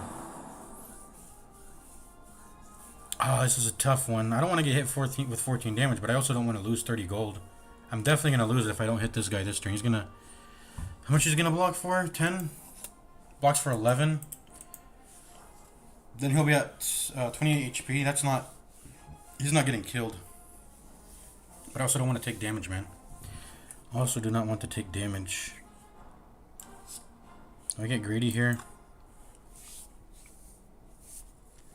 That's a tough call. I could reboot. I mean, what would I... reboot could flop too, because I might not actually get damage to finish him off. I think I just have to take the streamline hit here. Actually, cool-headed. No, it only has a 1 in 3 chance of drawing into sweeping beam, which will only deal 7, anyways. Not 8 that I need. Okay, you gotta hit die. What could I even reboot into, anyways? Do I want to draw a sweeping beam, defend Panacea next turn? I don't. Let's go ahead and reboot. Just refresh our deck. Hopefully we can get the streamline again, and then we can kill him. It's not a big chance, but let's see. Oh, I think we definitely can. Oh, my, damn. My orb is gone. I think I actually could have killed him. I could have done 16 plus 16. I would have done 32 if I had an orb right now, but I don't. Wait, do I actually still kill him, though? 16 plus 14 is 30. I actually kill him. Okay, good. Perfect, perfect. He's dead. Perfect, perfect, perfect. That was a good fight. Took so much freaking damage, though. This is where I'm starting to maybe want self-repair at this point. I don't know if I feel so good about taking Cool Headed instead of self-repair now. Ooh, Hologram is a freaking classic. I love this card. It's probably my favorite card in all of, say, the Spire. It's just a really freaking solid card.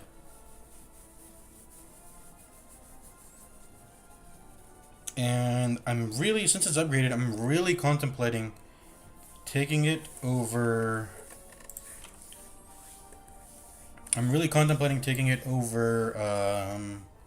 Turbo, even though I need the mana. Oh no! Look, we got 8 Nunchaku. We were able to end on 8 Nunchaku, which is awesome.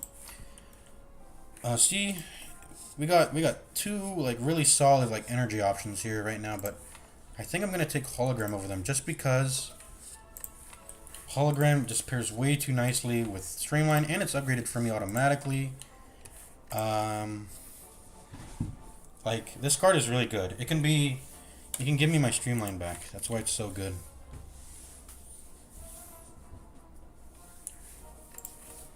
I think I'm going to take it, just because it's upgraded, man. Aggregate, and if Aggregate and Turbo were upgraded, it would be more contested. It would be a more contested, like, decision there, but they're not. And good thing we didn't take Philosopher's Stone, or else we'd be getting hit for 24 damage this turn, which would be really rough. So I'm glad that we didn't take Philosopher's Stone now. And also, what was the other one? You can't upgrade anymore?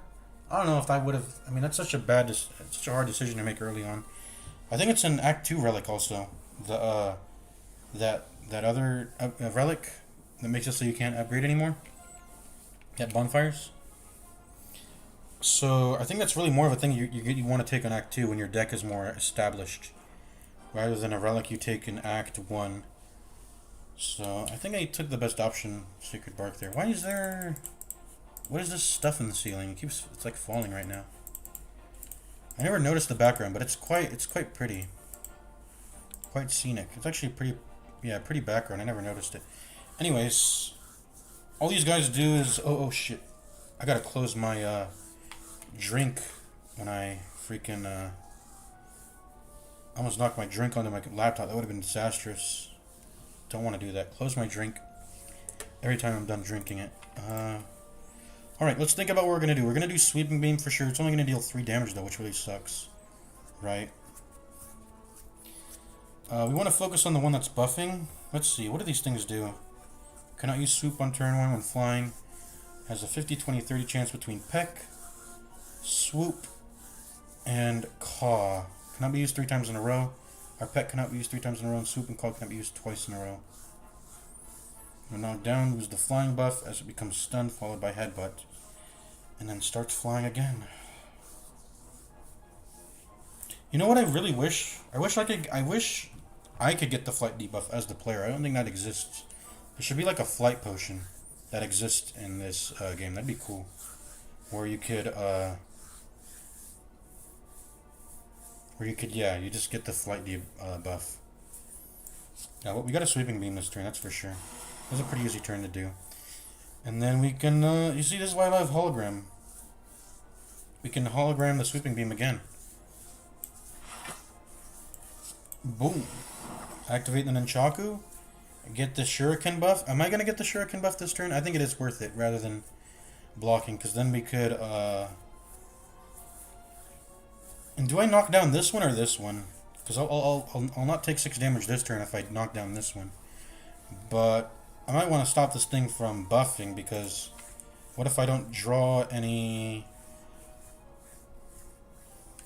Because what if I'm not able to hit this one after it's done buffing, right? It has a high chance of using the Peck, right? So it'll deal 12 damage next turn if I don't do that, but I think I just want to get rid of damage now. So let me go ahead and hit this one up. Kaboom. And Panacea, I don't know what that does, but we'll just use it. Alright, it buffed. And now it's pecking me for 12 damage. This is what I signed up for. And now we don't have the attacks to take it down, so we ended up making the wrong decision there, it seems, not hitting the one that was buffing. Poo.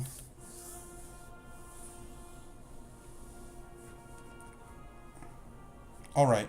What do we do? I mean, if we get lucky, we can still knock it down, but it's just not likely, obviously. This does 6 every turn. Well, I think we're obviously sweeping beaming this turn. That's just happening no matter what. And if I get lucky, please hit this guy twice. Come on, hit him twice. Oh, I actually hit that one twice. Okay, cool. And then we're just gonna defend.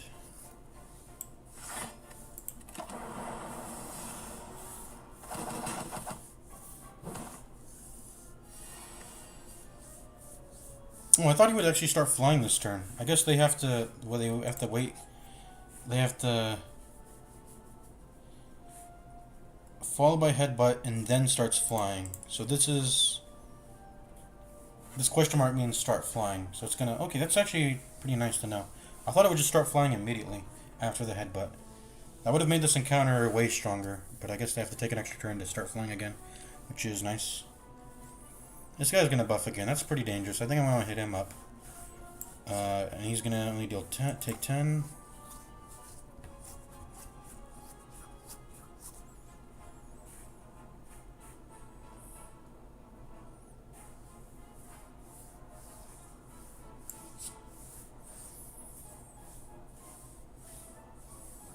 I think I'm gonna. What can I draw here? Tempest and defend. Actually, I kind of want to draw Tempest. Let's try to draw Tempest, because then we could... I should maybe dual cast right now. I could get some really good hits doing a dual cast. The only bad one is like this one. It'll still be left like 1 HP. I think I just want to be able to block this little bit of damage. That's the thing. And I can only do that with a gold-plated Cable's cool-headed. Taking 1 damage isn't that big of a deal, though. Taking 1 damage isn't that big of a deal. I'm just gonna let it rip. Let's see what happens. Alright.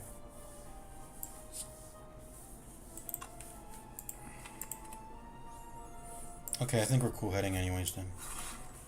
And then we're tempesting.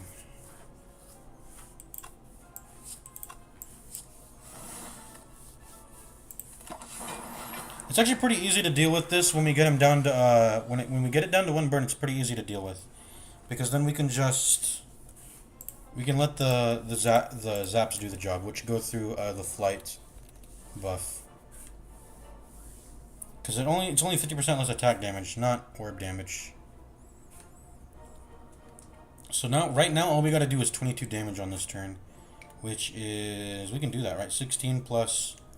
I mean, these are halved at like at weird amounts, right? So it's actually only 8 plus 3, 11. 11 plus 3 is actually it's exactly 14. So yeah, this fight gets pretty easy when you can bring them down to just 1 bird. At least as the defect, because you get, like I said, orb damage, and it's all focused on 1 enemy. So the last one's pretty easy to focus down with orbs damage. All right, it's dead. Is there any effect I want to do before I end it? No. Boom, boom, boom. And I forgot it. Yeah, it's just easy to focus all your attacks on 1 enemy if you can take out the other 2. So that's another viable strat. Just let 1 bird keep buffing over and over and ignore it and just try to take out the other 2. There's also a strat where you try to... There's a lot of ways to approach this fight, which are all interesting. Anyways, he's dead. Style on him. Alrighty. Glacier, but it's unupgraded. I don't know. It's really not even a big deal that it's unupgraded. It's just Glacier is it's a good block strategy. You should just pretty much always take Glacier when you see it. You should always have at least one Glacier in your deck. It's just too good to not take the Glacier. So I'm gonna take it. We really badly need a way to block a bit more, and that's our answer, the Glacier. Channel those Frost Orbs. And since our damage oh wait, I forgot to stack Nunchaku that fight. Was that bad? I think it was bad. I think we could have stacked Nunchaku a bit more by attacking. But I tried to style on him. I don't know. Alright. Let's see. Glacier. I think for sure. Incursion and Sweeping Beam are not good to take at this point, especially unupgraded. Lag. I feel bad giving, I think Sonny Crockett came by. Yeah, Sonny Crockett. He wanted to, he saw me playing Underrail. I told him it was laggy. I gotta tell him now that it was just my computer. Did the background always used to be like this? I feel like it just looks better. I don't know. Maybe I'll just never look at the background in this game. I've never noticed, but looks kind of nice. The hand-drawn art style.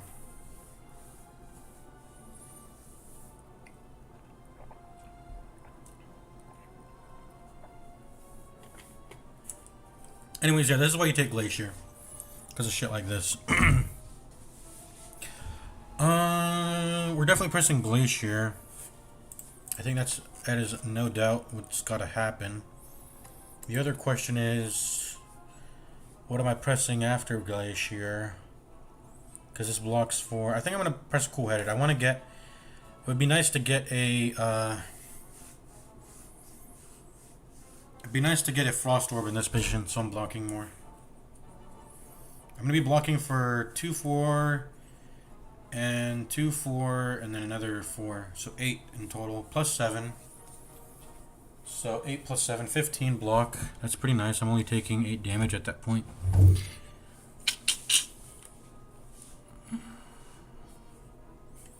One of the things, what's it called? One of the sort of tricks to this fight is that it's not actually good to usually you think, oh, there's a big guy and he's got a healer behind him, or in a buffer, he heals and he buffs. Nah. You want to take this guy down first, most of the time. He's much more important to take down than this one. Because this guy is a... Let me see.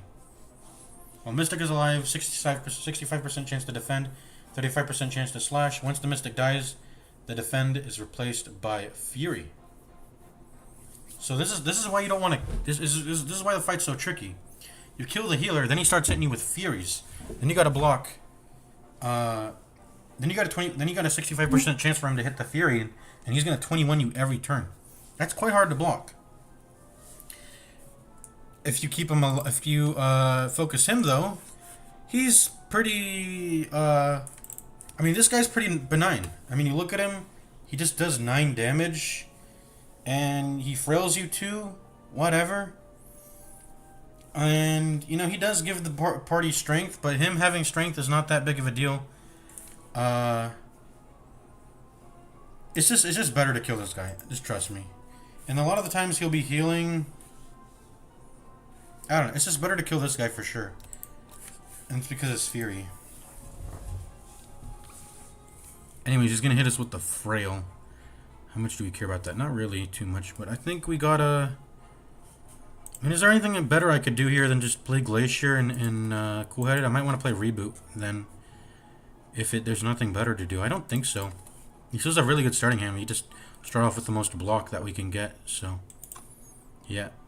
Let's actually press Cool-Headed first, just because it draws first. Let's press that. Nope, we're still pressing Glacier. And are we rebooting? No, I want to let Ascender's Bane get etherealed. We are not playing Reboot. And maybe should I have used up the Tempest there? I'm not sure. Maybe. I might need to press some Liquid Memories here if I want to save the Fairy in a Bottle. What's my path look like? Oof, we're not actually touching a campfire for a while. Or not for a while, but like we have to go through this elite in order to touch that campfire, so...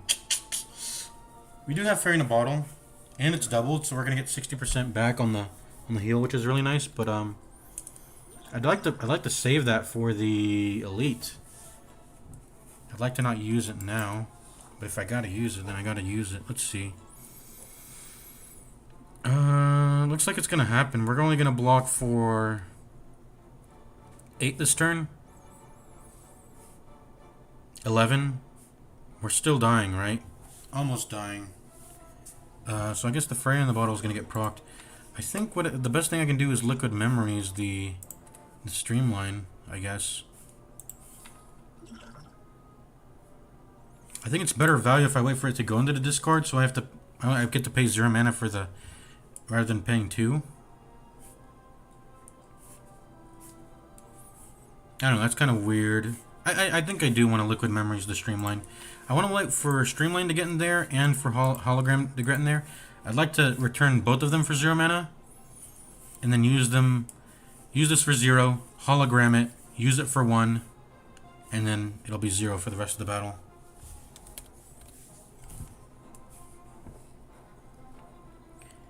Anyways, I prefer not to press any I probably should have gotten rid of the Tempest there, because I don't think I want to replace these Frost Orbs.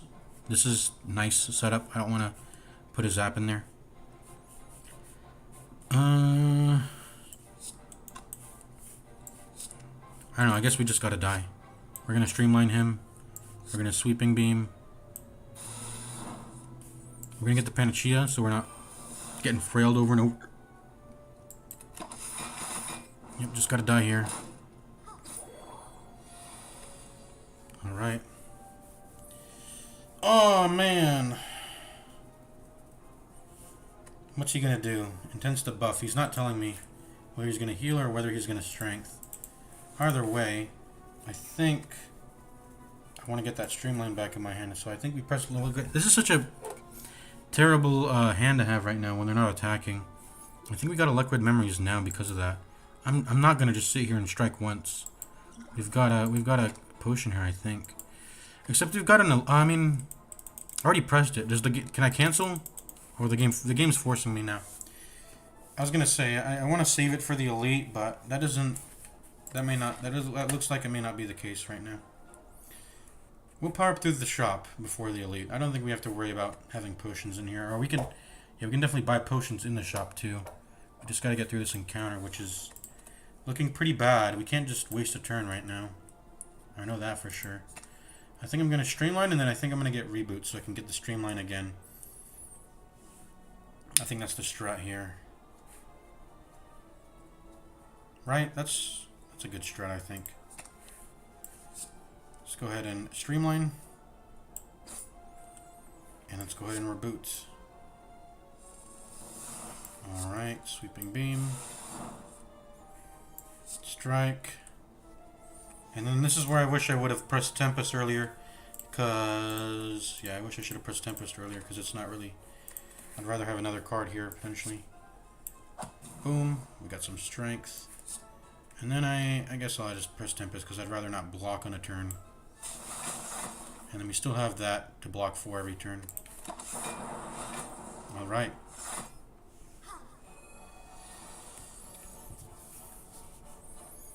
Alright, hitting me for 14. Let's see here.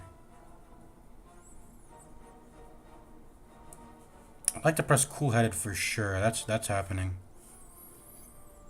So I'll block for 7. I just need to block 7 more. I don't want a Cool-Head Glacier though. But let's see what we draw. I think I definitely have to Cool-Headed. Oh, nice. Hologram.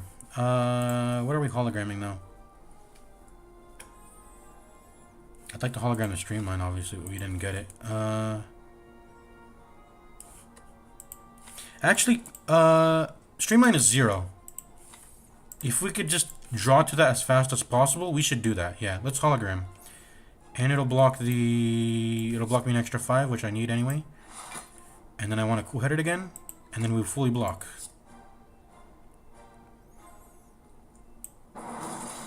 We didn't get Streamline. That's fine. I just got to get to it fast. Alright. We're back at Streamline. This is what we wanted. Just keep pressing this.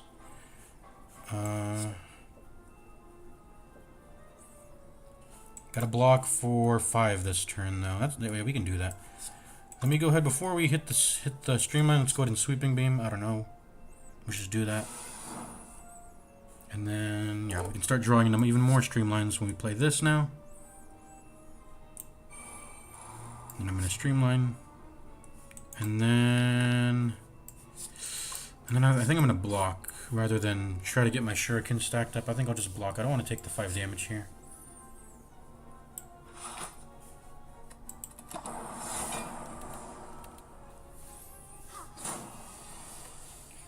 This is really the main reason why you want to hit this guy. A lot of the time he's blocking his healer, and when he's doing that and you're hitting him instead, then his block is getting no value. He's pretty much skipping his turns when you're focusing him. And then, like I said, you don't really want him activating that Fury later on in the fight. So it's good to just focus him rather than... I really like how there's a turn counter here, by the way. It's better to focus him than the healer, for sure. Alright, let's go ahead and Sweeping Beam. This is a turn where we can stack up our Shuriken. Let's go ahead and strike. And then strike.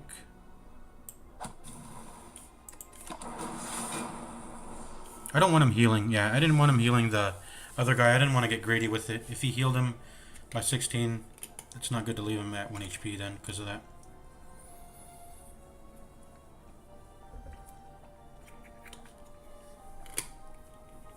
Anyway, when the fight gets to this point, it's very easy at this point. The main guy you don't want being alive is that guy on the left. All right, let us. It's pretty easy. I mean, let's try to get an Nunchaku stacked, I guess. I think that's really all I'm concerned about. I just want to get an Nunchaku stacked to the amount that I want. So we're probably going to Streamline twice. I mean, how are we going to do this? How are we going to stack this Nunchaku?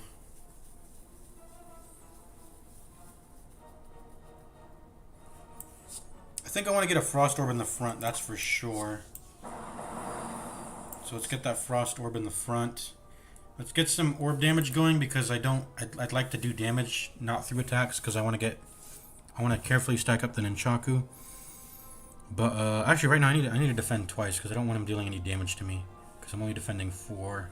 No, I'm actually defending 6, so I can just press hologram then, or defend. Either one, it doesn't matter.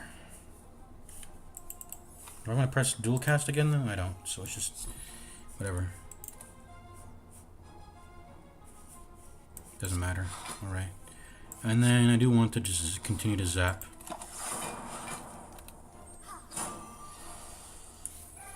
Yeah, this setup pretty much makes it so that 1 defend gets me through every turn. I mean, he might start stacking strength here, but whatever. He's gonna die before then, for sure. Let's go ahead and cool headed because we want to get to the Sweeping Beam again. Not Sweeping Beam. You guys know the Streamline. Kaboom! All right. 7, 8. Is 8 good? I might let him heal just a little bit. I'm only gonna hit him once.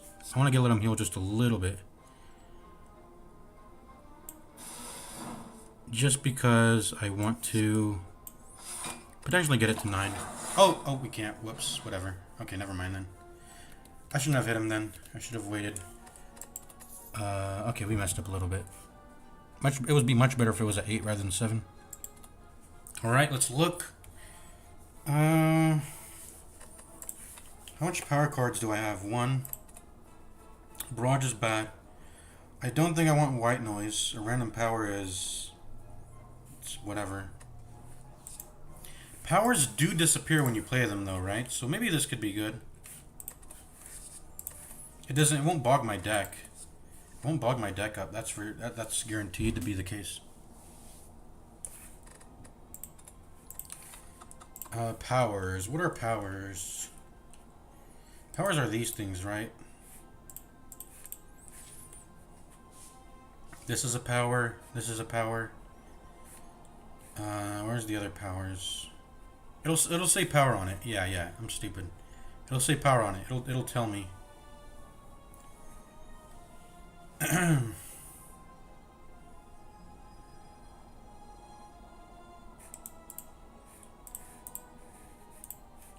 And it has a circle icon. That's how you really know. Attacks have sort of a diamond or pentagon shape. Skills have squares, and then powers have circles. So a random power. It won't clog my deck. Do I put it in my deck? Because it'll exhaust itself, and then the card I play afterwards will also exhaust. The power I play afterwards will also exhaust itself. And there aren't really any bad powers. Electrodynamics. Let's see. Creative AI. And it'll cost 0, right? It costs 0, so it's bound to be at the it's that's where it's where its power lies in, is that you can get something that's potentially like high cost, and you can get a discount it. But that's not always the case. It's random, like I said. Storm. I could get Hello World, which okay, Hello World is the one dud I don't want to hit. I don't want to hit Hello World because it will clutter my deck. Hello World is not a good card, in my opinion. People say it's not as bad as you'd think it is in the later acts, but yeah, it is. I think. I mean, what are his common card pool? None of them are really that bad, honestly, though. Like it's either orb generation. Can you get dual cast from Hello World? I think you can, since it counts as a common. Let me look up the skill again. What was it? Hello World. I don't think those include attacks and defense, do they? Or strikes and defense? But it's either just like orb generation, claws a dud, obviously. Charge battery you can't go wrong with, I guess. I don't know. Hello World's definitely a dud though. But I think I'm gonna skip this, honestly. White Noise, Barrage, Force Field. I think I'm just skipping it. It doesn't. None of these seem like something I'm interested in. I gotta retag everything now, but I think I know the route I'm going. I'm going. And do I want another fight? I could die. I feel like I could die. I think I want to just get to my shop and then get to my elite. We were doing something like this, right? Yeah. All right, I gotta bring it back. I gotta use the restroom. Let me open up my notepad so I can show you guys my. Yeah, open up the notepad there.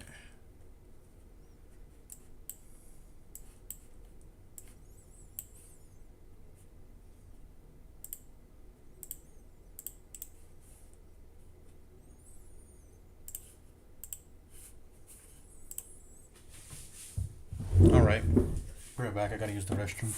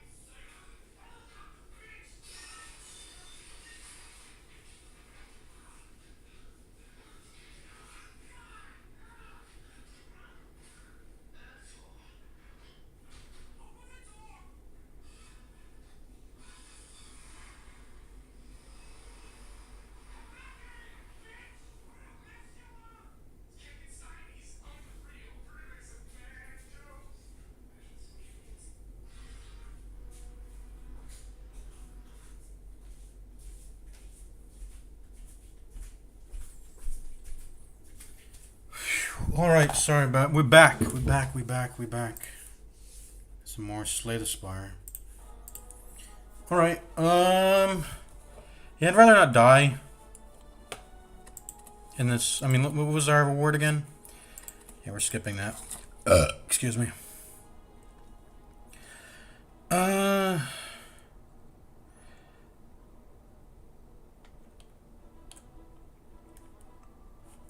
Yeah, I think I'm gonna avoid the combat. I won't get a potion, but I just don't want to die. I could die.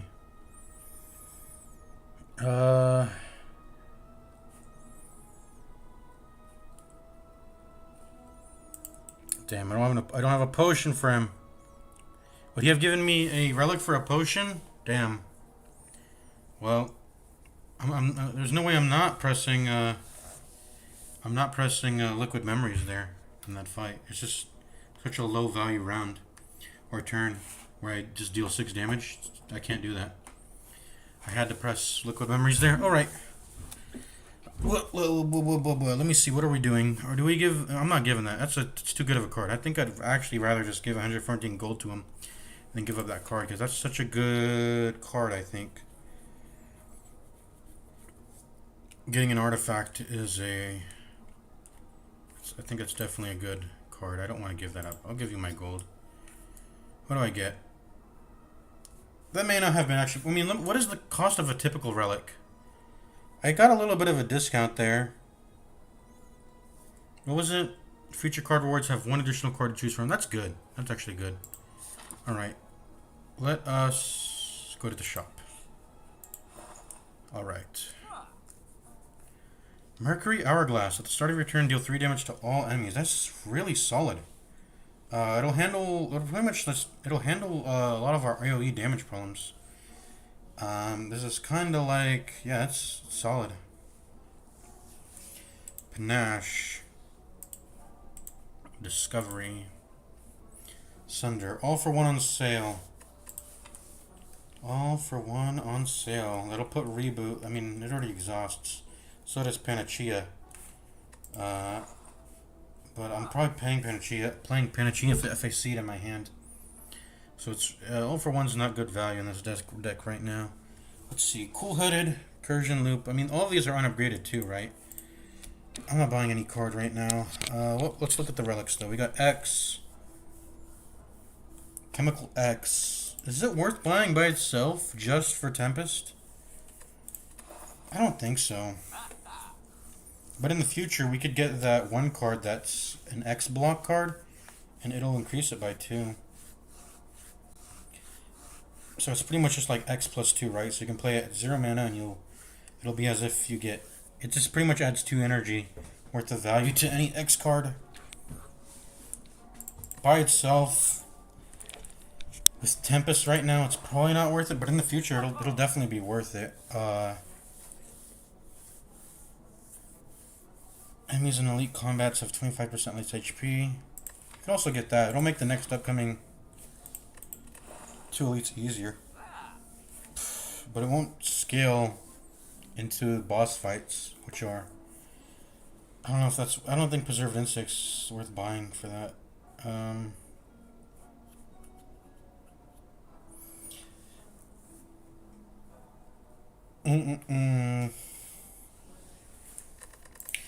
Right now on our plate, we have 2 elites and a collector to deal with. And there's also the common enemies. We have to find a way to deal with the common enemies. We're getting beat by them. They are smacking us up too. We have to be able to deal with them, I think. I mean, we don't have to. I mean, we can just heal at every rest, and then we don't have to. And then rather than upgrading, and then we can just tank some damage. But I'd rather not do that. I'm kind of, I don't know if I'm really regretting too much getting the Cool-Headed over the repair thing, because this has let me draw on Streamline for that fight. Let me draw Streamline often. Chemical X. This is very much a future decision thing. I think I'm taking the Mercury Hourglass. It's just too much value, and I need the AoE 2 and upgrading Sweeping Beams, it feels like it's not going to cut it. There's just a lot of AoE. Like, 2 out of the 3 elites are AoE. Collector is AoE. There's a lot of AoE enemy, just like common enemy fights. Pretty much all of them are.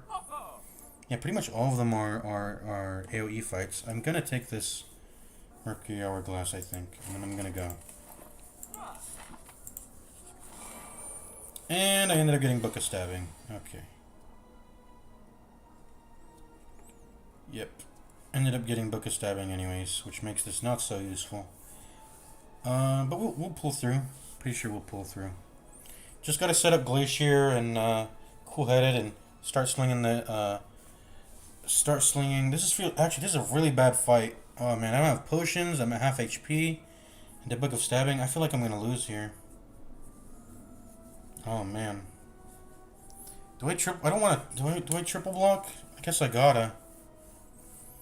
I don't wanna put a wound into my discard pile. I guess I gotta triple block here. We're gonna die, I think. I was really banking on Book of Stabbing not being here.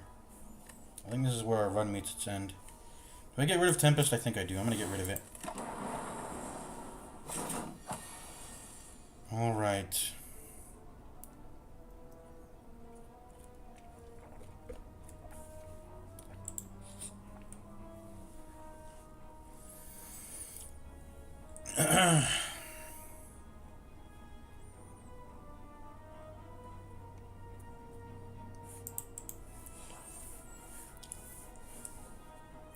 Wait, why is it doing 7 times 3?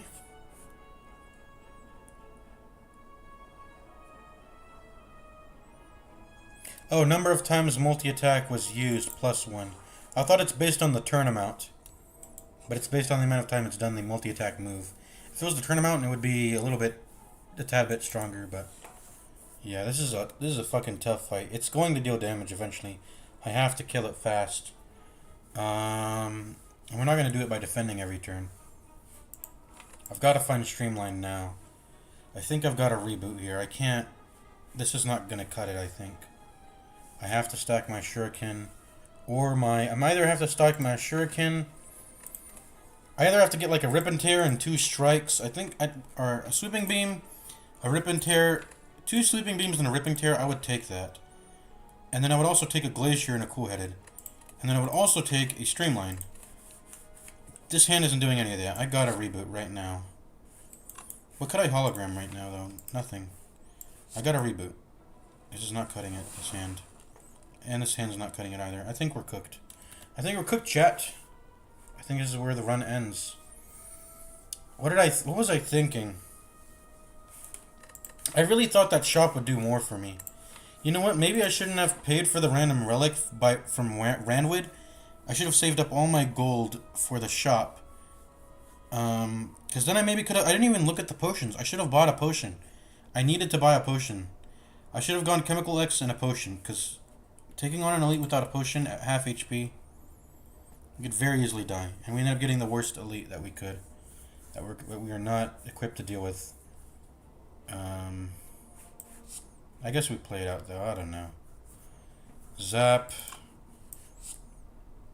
Hologram Zap. That's really the best play I can make here.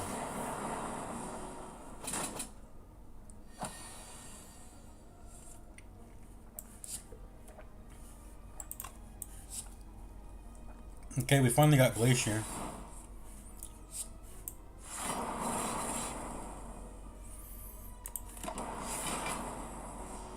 Well, I'm gonna be dead this turn. Yep, it's GG.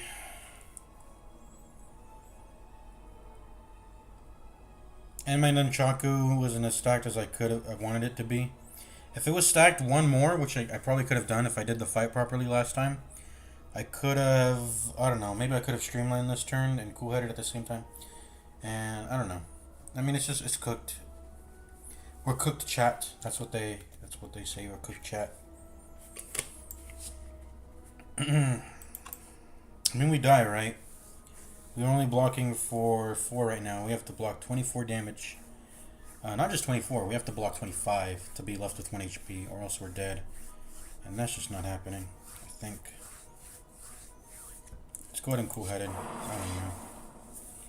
Let's go ahead and cool-headed, and let's go ahead and defend. Let's go ahead and defend, but we're just dead here. Yep. Oh, we actually survived. We didn't die. Okay. Well, now we die. I mean, we're just delaying the inevitable. Just delaying the inevitable here. Alright, goodbye. I'm a noob. That's really unsatisfying. I gotta run it back. We've streamed for 2 hours, 27 minutes. I gotta run it back, dude. That was unsatisfying. We died. That was an unsatisfying death. That sucked. I'm not sure what I did wrong with that run. I think, well, obviously that we made a misplay going into a battle. I didn't really think about, which was half HP, an elite, no potions, sacred bark. That's like a wasted relic of value, and we spent money on a random relic at a discount before entering a shop. We should have just. Did we even have the option to turn down? Yeah, I think we had the option to turn down the offer, Ranwood's offer. We could have just skipped Ranwood and saved up all our money for that shop. We might have also made an issue. I don't know. I don't know if we should have used up our mob bank in Act 1 so early. Maybe we could have saved up more gold. Yeah, maybe we could have saved up more gold rather than using mob bank so early. Maybe I'm not really good at gauging how strong I am during that slime fight. I feel like that slime fight could have gone bad. And at least my fairy in the bottle would have been popped, but I ended up saving it by spending money to make sure that I was strong enough for that fight. But I don't know. Remove a card, obtain a random common relic, take damage to transform 2, or the boss swap. What is the best thing to do here? I think random common relic. Pendant, that's pretty nice.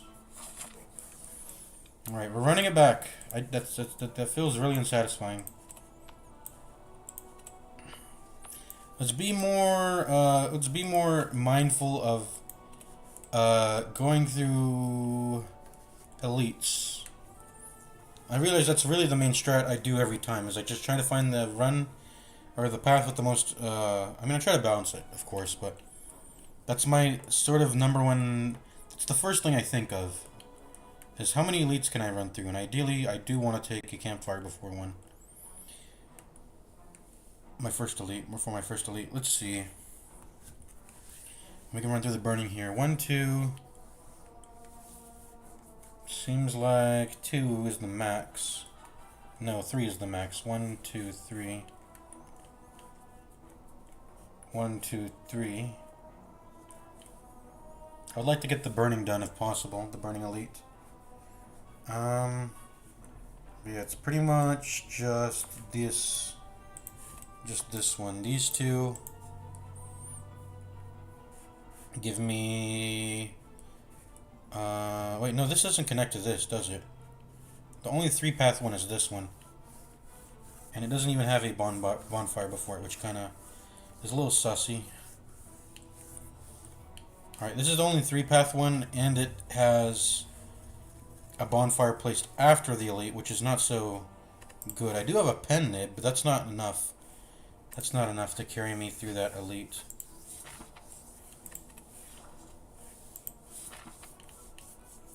I think maybe we could visit if we could visit a shop before then, though. Maybe if we could get something from the shop, then we could do this first elite.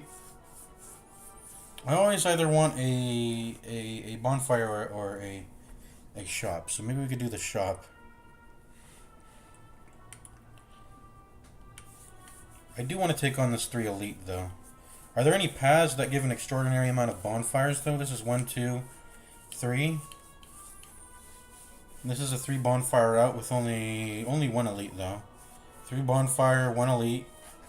This is a 3 elite, 1 bonfire. This is a 1 bonfire, 2 elite. And it can actually turn into a Oh wait, this is a 3. This is a 1, 2, 3. Wait, what am I thinking?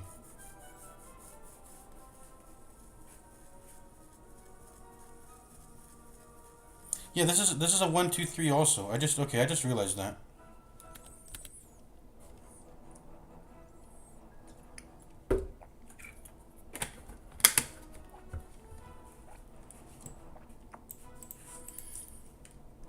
Yeah, this is a 2, 3.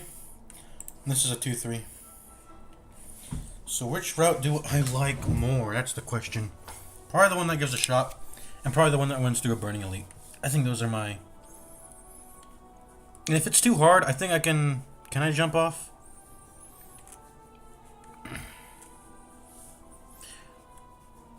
Oh, no, wait. Okay, I'm definitely not going this one. This is a 1, 2, 3? Or a 1, 2, or a 1, 2, 1, 2, 3. Yeah. So this is... We're doing this one for sure. This is the first one. And I want to run into a shop. So let's just start.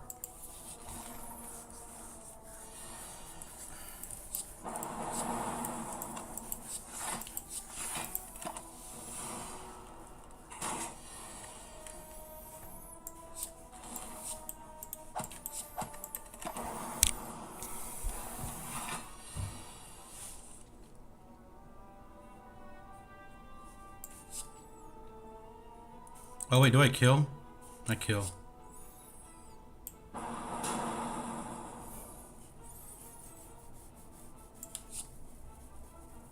I could have stacked pen nib a bit more, I think. Couldn't I? Yeah, I could have maybe, I think. Whatever. It's not a big deal. I was sort of hesitating there, like I should maybe think about my pen nib, but I'm lazy, whatever. Alright, finally, we're getting some... We got some energy, which we didn't have before in the last run. Turbo, double energy, recursion. I'm inclined to get the double energy. Because when you stack it with other energy increasing stuff, it compounds. So double energy, and it's a higher rarity for a reason. And at 3 mana, it's pretty much just get one... At the starting 3 mana, it's pretty much just get 1 mana for free. Which is... and it exhausts. It's not bad. Turbo is get 2 mana, but you'll get a void later on, which eats up a card draw and a mana at the same time. Usually turbo is worth... That's definitely worth a price paying for. The fight has to go on pretty long for void to end up biting you back in the butt, because it does add it into the discard, not the draw.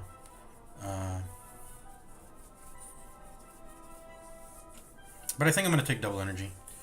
Can't go wrong with energy. Let's see, recursion. We're not taking recursion over double energy. Please give gold, because I'm going to a shop. Lag. Oh, donut.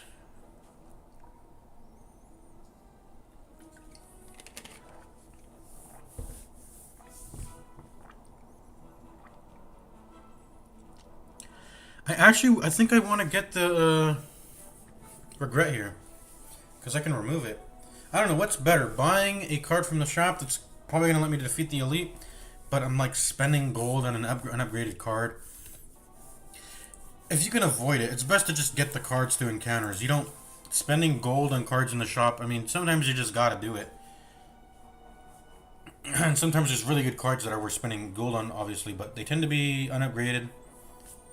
I mean, obviously there's Act 1, so there's no upgraded cards, I think. But yeah, you get so much of them through 3 encounters. You shouldn't worry about having to buy them from shops if you don't have to, which a lot of times you don't. It's either donut or box here, and we can get a random relic if we just. It'll put us a little bit behind on our card removals, but card removals scale up in gold each time you use them anyway. So, unless we're really filled with money bags and we're going to shops frequently, it shouldn't be too big of an issue to remove the regret and be down a card removal. And yeah, I think I'll just take the relic. 5 max HP or a relic. I think I'll take a random relic. Nunchaku pen nib. We're going It seems like we're kind of doing the same... Seems like we're kind of doing the same thing again. In terms of, you know, just attacking a lot. That is not a zero cost attack, though.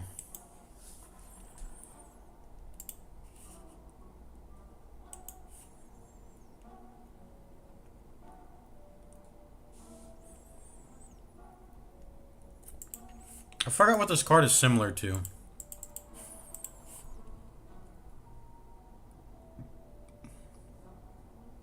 I think there's an ironclad card that's exactly like this. Let me look it up. Thinking ahead. Slay the Spire.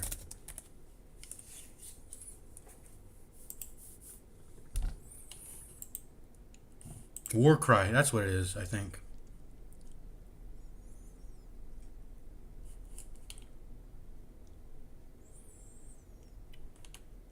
Warcry Plus. It draws 2 cards and it puts a card from your hand onto the top of your draw pile. Yeah, Thinking Ahead and Warcry are kind of the same thing. Let me look it up. Say the Spire Warcry. Let me look it up on the wiki. It's faster than exiting to main menu, I think. All right, and it still exhausts. So as long as you keep Thinking Ahead unupgraded, it will continue to exhaust, just like Warcry Plus. So this is kind of like Warcry Plus, and this is Warcry Plus Plus. If you upgrade it, it'll become non-exhaustible. But without the upgrade, Warcry is... Excuse me, I just farted. It's kind of bad, I think. Anyways, we're removing Regret. We got to do that, right? We can't not do that. How do we even get a new shop? There's no shop in sight for a while, and I'm not going to that second shop. We got to remove the Regret here. Nothing else suffices. It's got to be Regret getting out of the deck. All right. All right. And do we buy a Rebound?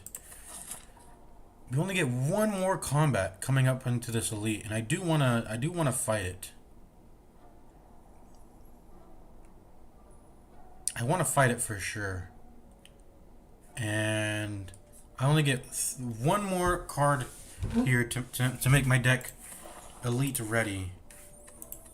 That's probably not gonna happen in one card. I think I have to buy the Rebound. It's gotta get bought, I think. That's what's gotta happen. And hopefully I can combo with Rebound. I gotta buy it. And I'm an attack-based deck anyway. These are some good relics. I think I will survive it, because I have Penneb and Nunchaku. As long as I can stack them... As long as I can stack them up, I think I'll be good. Yeah, this is a very easy encounter. We're still in the easy pool, aren't we? Yeah, we're on the second combat encounter, so we're still in the easy enemy pool. Which is good to know. Alright, let's start stack-a-lacking these, what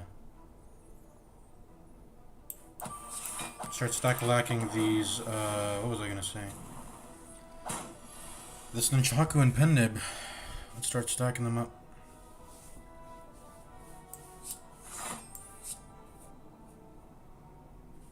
I don't want to kill them right now. I could with the dual cast, but I want to stack up the Nunchaku, like I said. Oh, I should have double energied. Is it gonna matter? No, it's not gonna matter anyways. Alright, defend, and then I think I am gonna zap because it's not gonna kill them. Maybe I shouldn't have zapped. Maybe I should have delayed it even longer. I could have done that. Yeah, I could have.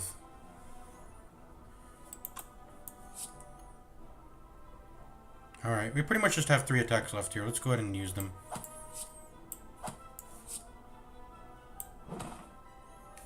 Alright, we stacked it as much as... I mean, I could have stacked it more, maybe. I shouldn't have played that zap, I guess. Alright, another Rebound, a Barrage, and a Sweeping Beam. Phew. Well, we are... What was the... I didn't even get to see the... It was the Guardian. I didn't even look at the what's it called? The boss of this act.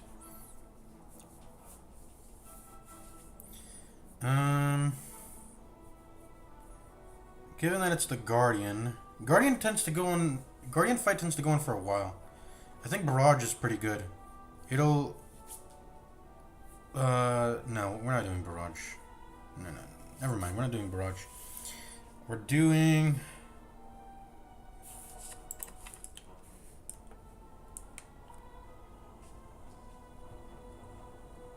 Are we chaining rebounds? I think that's the strat. In order for us to like keep doing decent damage, I think we have to chain rebounds. We have to hope that we don't encounter the 3 enemies elite. That's gonna be ideal. If we can just keep chaining rebounds, I think we'll be happy. We do have Nunchaku and Pendib, so yeah. I think or we could go Sweeping Beam. But the only thing that we should even go for Sweeping Beam for is to worry about is the 3 Guardian enemies. That's a 3x value though in that fight. That is 3x value. Going into that fight with no AoEs, it feels really bad.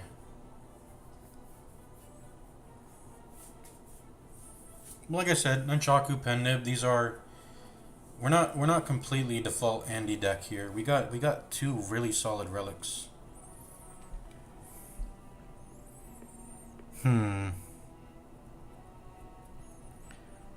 Rebound. I think I'm gonna do the rebound chaining strat. If I can draw both of them on the same turn, I can chain them together, and that'll be ideal. Just to keep that damage up, keep that damage going. But I don't know. AoE is always okay. I'm just gonna go AoE. Can't go wrong with AoE. It's gonna be important eventually to have AoE, to have Sweeping Beam. Alright. What's the trap? Can I see what the trap is? I gotta look it up. I think you get to choose between which trap you get hit by. Slay the Spire Golden Idol. The player must choose how to defend themselves. You get it cursed, which is an injury, which is just a unplayable. It's just like a wound. It's just unplayable. It gives you dead draws. You can take 25% of your HP. Or wait, why does it say 35? I guess that's on higher ascensions. Yeah, I'm not at ascension 15, so I won't take that. I think the best one here is lose max HP. Yeah, I think that's usually what people take. Lose the max HP, because you're already missing some of the max HP anyways. Here, and it's very important that you don't take a shit ton of damage going into your first few elites, so you kind of just gotta take the max HP reduction. And anyways, when you go into the next act, you don't even get the full HP, so it's not like you're really missing out on that max HP a shit ton, because you don't regen all of it. You're always missing some portion of your max HP when you go into the next act, given that you're not fully healed already. Yeah, we take this. Golden Idol is a really good relic, right? You just get more gold, and you can use it in a future event to do something. I forgot exactly what, but we're taking this, and we're losing the max HP. It's really not that bad. All right, first elite. It's Gremlin Knob. Okay, it's the hardest one, but I think we can beat it. Double energy. Well, I don't want to be pressing skills, so I gotta just use it now. I wish I got more attacks right now, but the game didn't give that to me.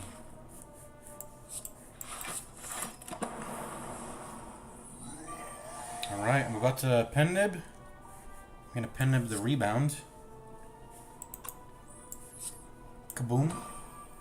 And then I'm going to Sweeping Beam. I'd like to draw that next. And then we're gonna strike. And then we're gonna be at 9 on the Nunchaku. Alright. And then we're gonna Sweeping Beam and get an energy for it. And then we're gonna, what's the damage? 19. We do not have enough to kill him just yet. We'll go ahead and strike twice. That's for sure happening. Oh, he's dead. 16 plus 3 is 19. He's dead. This is a very good Gremlin fight. What the fuck? You only hit me once. I did a lot of damage with that pen nib and the Nunchaku. Yeah, see? We don't have a bad deck. We got good relics. Because we pre-stacked them.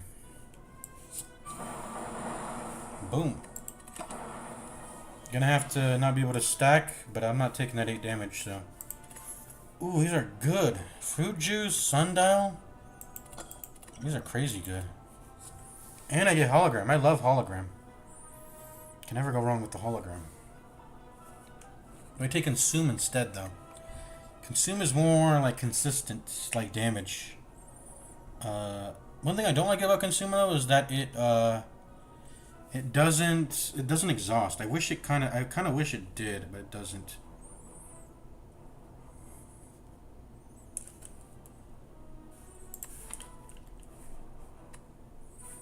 You just got like general purpose stuff right now. We have AoE, in draw. We have rebound, which I mean it's an attack, but it'll work with any deck. And I mean it's good that these are attacks because Pen-Nib and Nunchaku. We got double energy, which works with every deck. We're keeping our deck a little loosey-goosey right now, keeping it flexible. Although right now we do care about them attacks though, cause yeah, Pen-Nib and Nunchaku. We want to play attacks. I think I'm gonna go ahead and take Hologram. It's just always a good card. I don't think you can ever go wrong with it. Because there's 0 cost cards in the game that you can get out of your discard pile and play again. So you pretty much just add that effect onto the Hologram and it never goes bad, like I said. Alright. I'm feeling good. I just realized this is a way worse path because you get 1 less campfire, right? If I go this way. So we're taking on this Burning Elite. Let's go ahead and upgrade.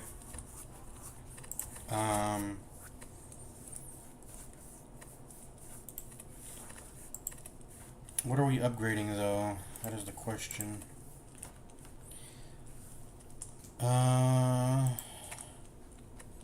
This turns. I mean that exhausts. I don't think I want to upgrade something that exhausts. I need value in my deck. What is my main way of like dealing damage in these fights right now? Pen-Nib and Nunchaku, pretty much, right? I don't feel comfortable upgrading Hologram.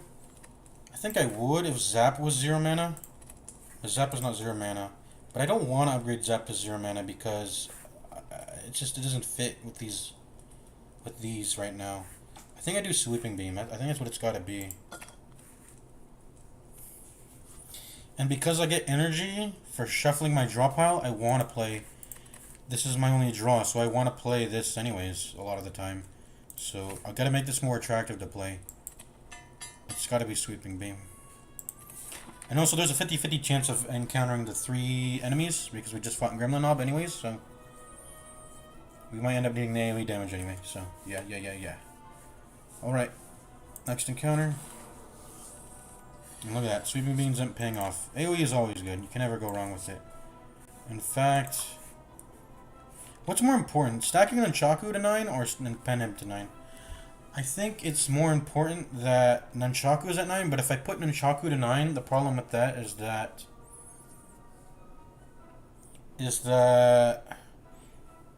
Nunchaku is always lagging by 3, right? Let me do the math. So if I proc Pen-Nib, Nunchaku will be at... the best I can get is like 9 minus 3. I can get like 9-6, right? I could get Pen-Nib to 9, Nunchaku to 6. Or I could take Nunchaku to 9, but then Pen-Nib will go all the way down to 2. It'll be 9. It'll be 2-9. 2 on the Pen-Nib, 9 on the Nunchaku. Which I don't know if it's as desirable as a state compared to having this at 9 and then this at 6. The thing is, sometimes I'm not able to play the card that I want when this is 9. I think Pen-Nib is better when it's like staggered a bit to like 8 or 8 or sometimes 7, but usually 8. That way you have room to play an attack, another attack, and you don't always want Penib at 9. That's what I'm saying. So I think it's more important to get Nchaku to 9 than and to get Penib to 2. I think that's fine. If I can get that mana more, faster immediately. Because usually the most important turns are your first turns, because that's where you're able to kill stuff off and reduce the damage you're taking if it's like a multi-enemy fight. Which a lot of the times that's where you're taking the most damage, is multi-enemy fights.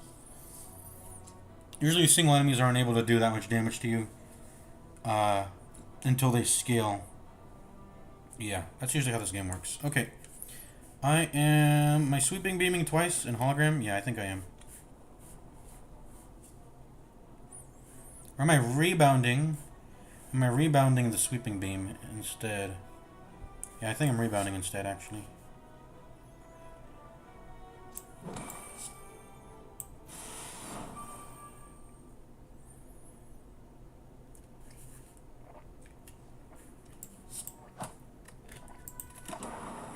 Lag. Alright, Penib's gonna be at... I don't know, it's gonna be at 9, yeah. And then we're gonna kill you with the zap.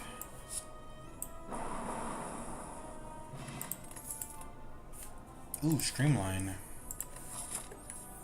Alright, we got the elite coming up after we get a relic. What are we doing here? We're not getting an upgrade. And an exhausting hologram, that's fine. I think I'm taking streamline. It's gotta be streamline. Cause I can pen nib it. And it just fits into the build. Like, it gets down to 0 mana eventually. It's able to double a lot on the pen nib. Turbo could work too, I think. But I don't really have that much draw to really utilize the... I'm getting 5 mana, right, when I press it. I don't really have any 2 mana cards, so it's pretty much just going to be gain 1 energy. I'm only getting 1 energy rather than 2 value of the energy. It's not as good. I mean, I can hologram, obviously, but the hologram is exhausting at this point, so it's not gonna do that every time. So it's gotta be streamline. I think I'm taking streamline for sure. If I can double this on the first turn, that'd be amazing. Just smack him for 30 on the first turn. All right, let's see what the relic is. Bottled lightning. Bottled lightning can be something that you might want to skip, actually. So let's see. Was there any skill that I want to start my hand with? I don't know. Starting with double energy is... I don't think that's ever bad. Is it? Starting with more energy? Can't really go wrong with that. I think maybe I bottle the double energy. There are instances where all your skills are bad, though. Oh, I just farted. Excuse me. But there's instances where you don't want to start with a skill because they're all bad, and you'll just make your starting hand worse by debottling a skill. That is not the case, though, with double energy, I'm pretty sure. Alright, let's bottle... does that even improve my deck that much, though, having a bottled double energy? I think it does. I think it for sure does. Let's bottle it. Because it's either that or I can just get the Sapphire Key and make my... not have to ignore a relic in the future that could be better, but... double energy is perfectly fine. And I'm coming up against a Burning Elite anyways. So starting with this is... it's just never going to be bad, I think. Fruit juice. Usually it's good to sit on fruit juice until... because you can get relics that improve it. Or things that proc on potion using, that type of stuff. Let's go ahead and see. Ends up getting value immediately. We're going to zap, we're going to defend, and we're going to dual cast. And see where the lightnings strike. Good. Okay, it strike the same person twice. That's good. And it's a side one. Usually it's not good to kill the middle one, because these attacks line up. You want to kill a side one. And we're going to focus on the right one. And we get a doubled streamline. Perfect. This is absolutely perfect, the way this fight went. Booyakasha. Alright, and then we're defending. fight's going amazingly. And what do they have? They have 2 extra strength? That's not even that bad for this fight. I mean, maybe it is. Because you could say, oh, it's 3 enemies, but they alternate attacks and shit. It's not like they... Yeah, them having 2 strength is not that bad of a debuff in this fight. Alright. I think I want to bring back the streamline, so I think we're going to hologram this turn. And I think I'm going to rebound the... I think I'm going to rebound it too.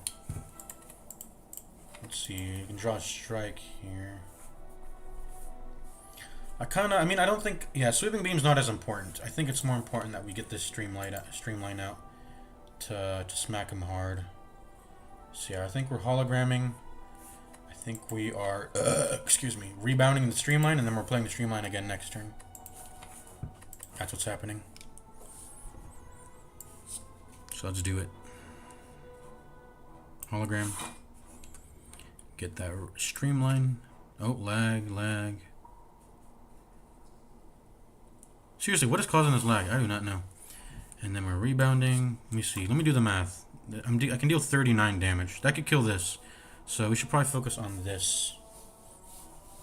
And he's gonna attack. He's gonna attack next round. So if we kill him, then we stop his attack. So this is a much better play. Rebound, streamline, and then we're gonna hit him again next turn. And then we only end up taking 12 damage this fight, which is really, really good. Did we take 12 damage last turn also? Or some amount of damage? I think we did take some damage on the first turn of the fight. Okay, perfect. Could also... Can we Sweeping Beam him instead? Would that be good? Maybe we can get a double KO here. If we Sweeping Beam... Streamline... How much damage is this? 20... what is it? Let me do the math. 24... 30... 30 leaves this person with 9. If I can deal an extra 6... That'd be perfect.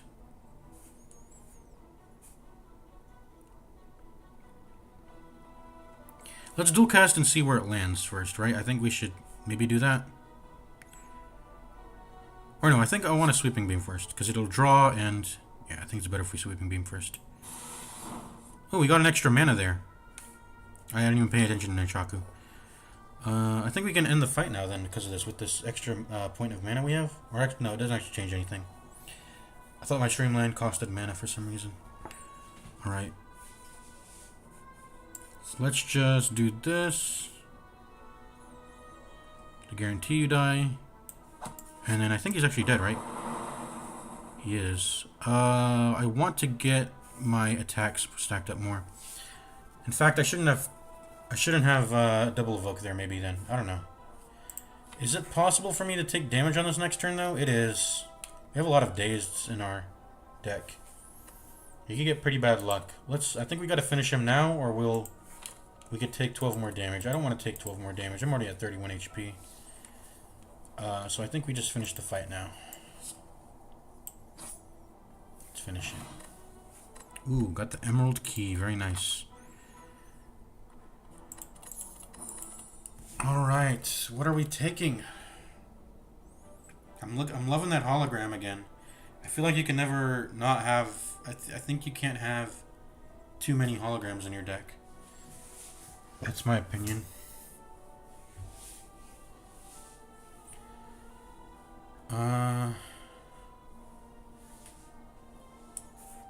Scrape. Scrape is an interesting card. It will...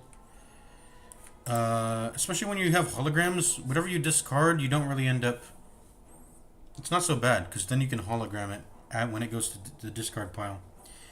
Also, drawing 4 cards and not being able to play them it can be sometimes fine. If you have like a Streamline sitting in your discard and you're not going to skip over it, and you just want to cycle through your deck and try to find the Streamline again. Or find whatever card you want to play again, whatever it is. Are we a reprogram deck? Is that the direction we want to go? I don't think so. Not yet. I don't think that's something we've decided on. I think I just go for another hologram here. You can't... I really do feel like you can't have too many holograms. Scrape. I don't have any zero cost cards, so it's not like I'm... I mean, actually, I could have. Streamline can go to 0. But it, Scrape... Its effect is benign at best right now, and with an unupgraded hologram, and at worst I'll end up discarding a card I didn't want to discard. Because what happens if I discard the hologram itself? You know, these are the things that can happen when you press scrape. Is that you can just discard everything. What if I discard a hologram and a streamline and a sweeping beam and a rebound? What if I just discard all these cards by when I have a hand that's just like scrape with some defense and strikes, and then I press scrape, and then oh shit, I just skipped over my really important cards that I wanted to press. So yeah, benign at best and bad at worst, which makes it a bad card. I'm gonna take the hologram because like I said, can't have enough. We're not gonna lean into this reprogram just yet. Maybe we will later. I don't know. And we're getting ready for our next elite, which I feel confident about fighting. We can get Gremlin Knob again, and then we can also get the sleeping one. Are we fine with the sleeping one? I think I kind of am. When it's shielding, I'll be able to stack up attacks on it. I'll be able to stack up my pen nib when it's sleeping, so I'll feel good. Oh, wait, no, actually I can't. I can't actually do that, can I? I think it has 8 block, and because of your starting lightning orb, you'll wake it up if you hit it with basic strikes. So you can't actually stack it as you usually would be able to. But I have that orb that's messing things up for me. Alright, anyways, we only have one way to go. Let's go. I'm getting lag again. Very annoying.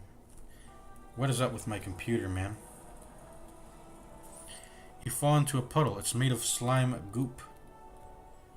Frantically, you claw yourself out. Over several minutes as you feel the goop starting to burn. Basically, lose HP, gain gold, or just lose gold. Bruh. We're coming up on an elite. If I lose 11 HP, I'll be down to 20. That's way too low, man. 2 unlucky hits, and then I die. At least 30 HP is like a 3-hit range. Maybe 4 if I'm blocking consistently and I'm just taking chip damage. I gotta just lose the gold. I'm not gonna die here, man. I do have fruit juice, but that's not 25 versus 20. Alright, 25 versus 20, maybe I can work with that. And there is a rest side right after that I'm gonna take. So it's not like I need to be worried right after. It's gonna be Gremlin Knob. I can destroy Gremlin Knob, I think, at this point, right? Am I confident in that? I might be a bit confident in that. I mean the draw can be bad still, but losing 27 gold is gonna suck. I mean, actually, there's no shop coming up. Actually, losing 27 gold is not gonna suck. It's just a matter of greed, because I can either just cut my losses, or I can, you know, get my gold and lose the HP. Will fruit juice save me? Will 25 be enough to go into an elite? I don't think so. I think I'm just gonna lose the gold. I'm just gonna lose the gold. I'm just gonna lose it. Gremlin Knob could fuck me up. Like, see? This is exactly what I was thinking. I can get bad starting hands. Like, I can double energy into nothing here. Except this is not nothing. I can zap, hologram, zap. This is actually pretty solid. I don't want to be double energying later into the fight, though, right? So I think we just gotta press this for no reason. Alright. Double zap at the start is actually pretty solid. Alright, what are we rebounding? We are rebounding a strike, I think. Or maybe I don't want to rebound anything, I think. I don't want to rebound anything, I think. I think I'm just gonna dual cast strike rebound. Do I want to rebound the dual cast? Dealing 16 damage is... I guess it's not 16, it's 13. Dealing 13 damage for 1 mana. It's pretty solid.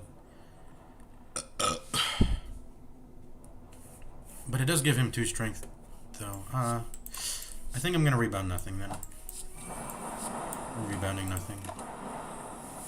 He's actually getting pretty low here. Maybe I should have rebounded the... You see, if I would have died here if I didn't... If I had taken the 11 damage, I would have for sure been dead, I think. Let's see. Can I kill him? Can I kill him? This is 24. 24 plus 6 is 31. We are 10 off from lethal. We do need to... Am I dead? I think he has exact lethal. I think I'm dead. Can I draw into anything that saves me? Okay, I think I have a 50% chance in the drawing into not dying. I think we gotta take... Let's see. Oh, I think we're dead. I think we're... Okay, we barely survive if we hologram, right? We have to hologram. He'll be off by 2. Or no, I'll be off by 1. I'll be exactly at 1 HP if I hologram, which I have to. What am I hologramming, though? I have to do this, by the way, or else I'm dead. Not another skill, that's for sure. Oh, I guess we just go Sweeping Beam again.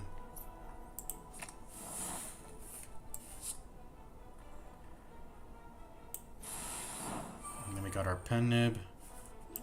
Alright, let's drink the fruit juice. We got to, or else we die. Alright, exactly 1 off lethal this guy is. And I'm hoping we can... Can we win through zaps only? No, we can't. Because I don't want to waste my Pen Nib, but we gotta, or else we dead. We are dead otherwise. Alright, GG.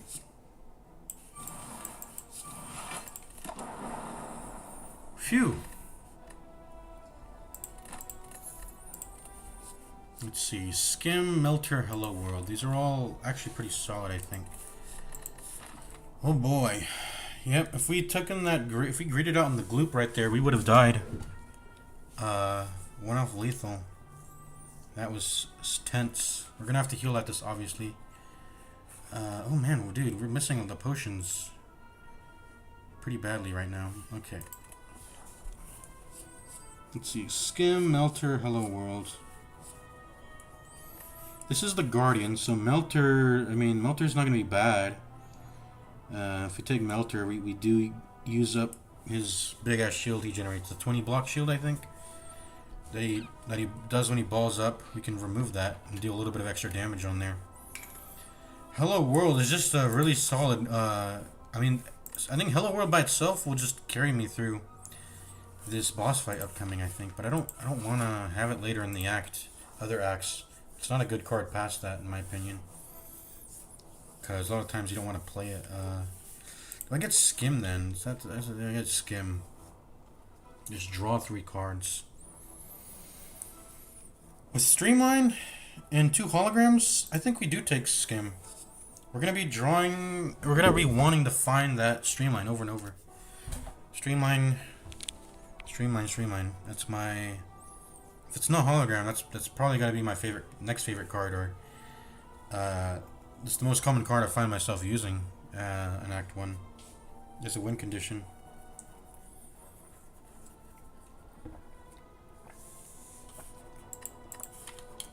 Yeah, hologramming, streamlines by themselves are a win condition.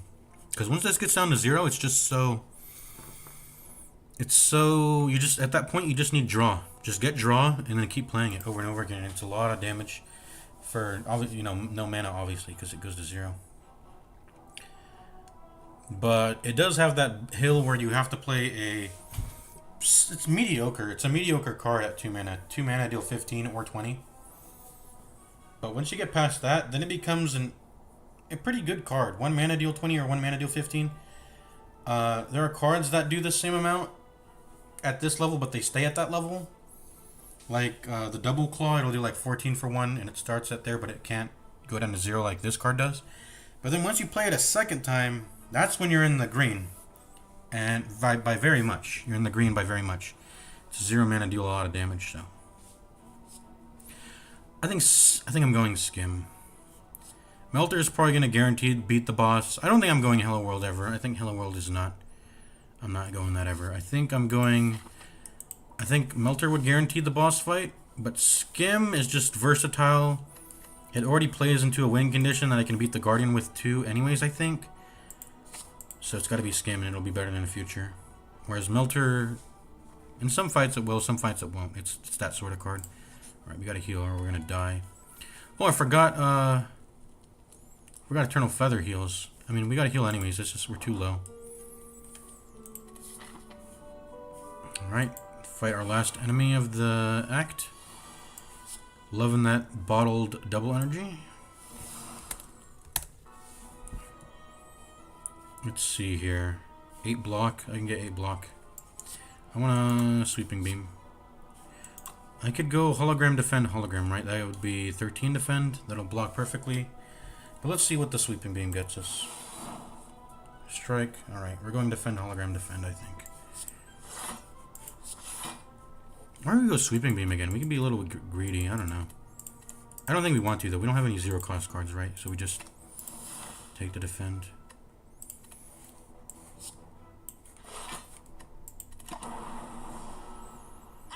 Ayah! Alright. We don't have any block.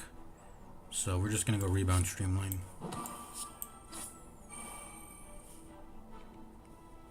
Oh, I just realized. Wait, where do we get the energy from? Nunchaku? Yeah. Oh, I forget. We have to be mindful of Pendem Nunchaku in the fights. Gotta remember that. That's a thing. I mean, I still gotta play optimally so I don't take damage and I deal as much damage as I can. But towards the end, when we're like two turns away from killing him, that's when we gotta be mindful of Pendem Nunchaku. In that case, I mean, strike is my lowest damage attack, so we should just strike anyways. Let's just strike him. Build up the Pendem Nunchaku. Try not to do as much lightning damage if possible. Alright. It didn't really end up making a huge difference. So we're gonna... Actually, pro strat. Maybe I should wait for him to block. I think I'm gonna wait for him to block. Okay, how does his AI work? I've never known how his AI works. Mugs twice. Always mugs twice. Then a 50% chance to lunge. After the lunge, use a smoke. Or in place of the lunge, he'll use a smoke bomb and then escape. Excuse me. I never knew that about their AI. So they mug twice. So they can only steal 30 gold max. That's good to know. And then after that, they will.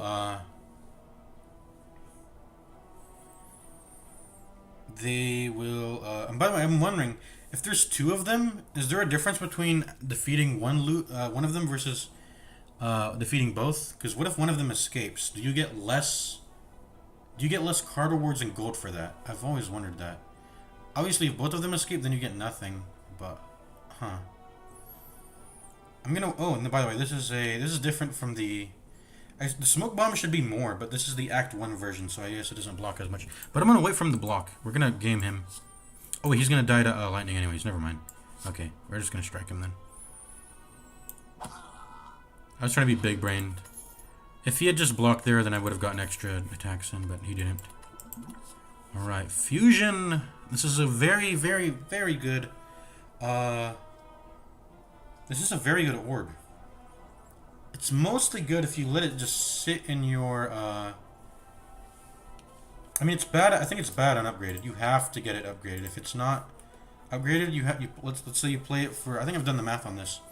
You play it on turn 1, let's say. Or just on a dead turn where they're not, attacking you and you have the mana to do nothing for that turn. Other than, put in an orb that does nothing on the turn you play it. And then on the next turn you get a mana. Then on the next turn you get a mana. And then at that point you've broken even. Which is pretty bad.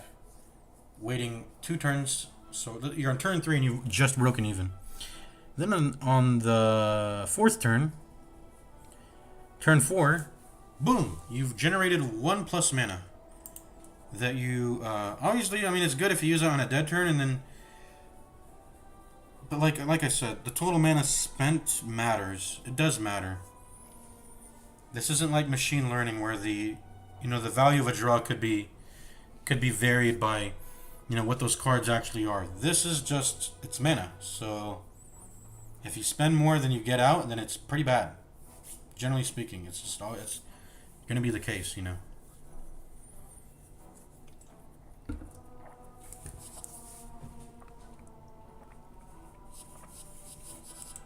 So if I were to get this, I'd have to upgrade it. Would I be okay with upgrading it? I don't think so. But I don't know. What are my other options? Recursion. I mean, it's really good with recursion actually. If you get fusion and recursion, then it's like, you know, you get this recursion card where you. But the problem with these sort of builds is this is sort of fit for a reprogram style build where you don't care about your orb. You're not channeling a ton of orbs, and you're just trying to get mana out of your orb slots. That's really the style. And usually you end up removing Zap in those type of decks. So you end up removing Zap, and I think Dual Cast also is probably worth removing. We're back. I gotta use the restroom.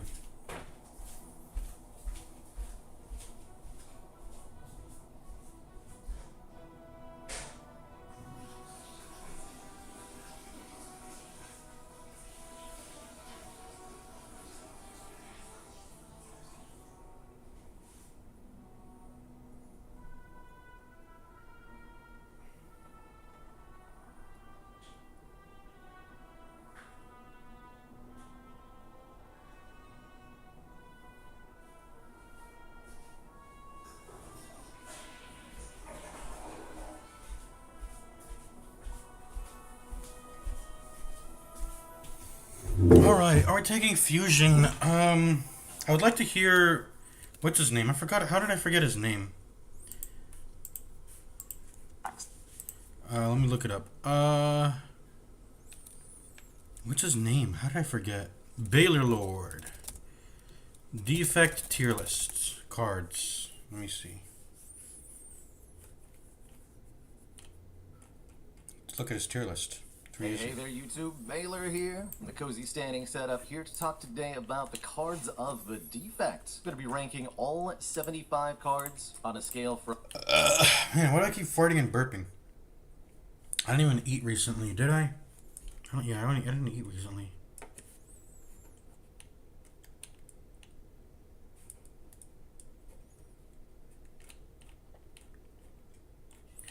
Does someone in the comments have a list of the cards? Can someone list them and list the cards he does? Or I don't think the video is timestamped. That was not me farting. That was my chair. Okay. He does have it. He does have it tagged. That's weird. He has it put into key moments.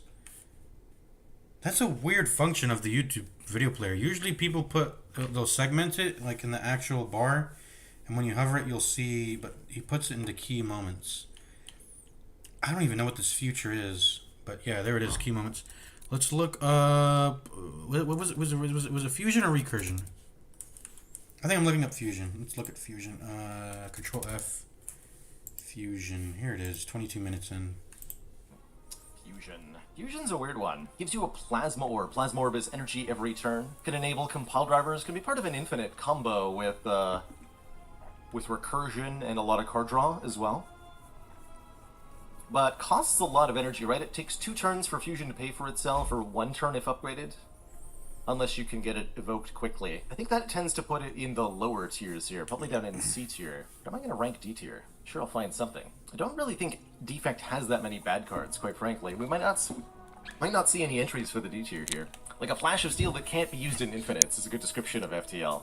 But it does a little bit more damage, and that's quite notable. Algorithm, this is another fantastic one. Does he have any actual D tiers? Let me see. Overall, it's just relatively... If you've got lots of focus, you just spam so many orbs.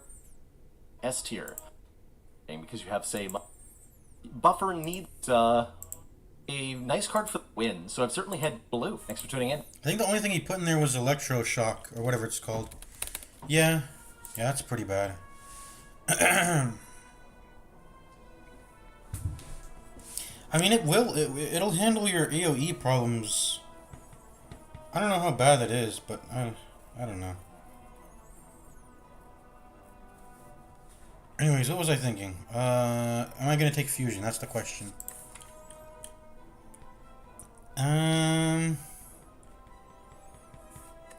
I got so many other stuff to upgrade. I'm not gonna upgrade fusion, man. And I'm definitely not gonna have a 2-mana card that just sits in my... I mean, at this point in the game, I could get a bunch of defense in my hand and like one strike. If I can get like 3 defense, a strike, and then there's a fusion, I'm like, okay, let me just press the fusion. Why not? And prep for a future turn. The fusion, man. Fusion is so... It's just not good. And stack at this point, stack good. Stack is... I don't know. It's like... It can sometimes flop. Because, you know, if you don't have any cards in the discard, then it does nothing. It definitely doesn't do anything on the first turn you play in the game. On the second turn, though, it becomes a regular defend, and so on. I mean, the bigger your deck is, the more it will block. But the way you want to think about it is that it sort of scales per turn, and then it'll reset at some point. That's how you should think about stack. So turn 1 doesn't block for much of anything. You know, at this point in the game, it'll block for 2 if I play 2 cards and get 2 cards in this card. On turn 2, it'll deal or it'll block for 7, because then I can, you know, like I said, play 2 cards and press stack. It blocks for 7. And then on turn 3, I will have drawn 15 cards, right? If I just don't have any natural card draw in my deck. It will block for 2 plus 2 plus 15, 17, right? And then it'll reset pretty much, kind of at that point.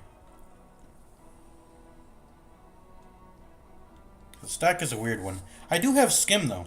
It'll pretty much add an extra 3 block onto stack. I guess that's another thing about this what was it called? It's the scratch card, is that you can make your stack better by putting cards in the discard. It'll make the stack block for 4 more. But I mean, I don't think you draft that card with stack in mind. Like, oh, I'm gonna take stack and combo with it. It's like, no, you gotta have stack beforehand, and then you gotta look at that card, and then I guess you take it. But otherwise, I think I just wanna. I really think I just wanna skip this. I think I will. Fusion is just. It's bad. We got Nunchaku. We got Nunchaku for mana, somewhat. I think I'm gonna skip it. Fusion, man, is just too weak for me. I feel comfortable getting it if it's like upgraded. It's not as bad then. 2 mana is just, it's so atrociously bad at 2 mana. And do I heal at 30 for this upcoming fight? I don't think I do. I think it's important that I get a upgraded hologram. If I don't get an upgraded hologram, I can't press streamline over and over as much. But if I get an upgraded hologram, I can press hologram. It's just, yeah, I deal more damage. So I have to get an upgraded hologram here. That's how I gotta win.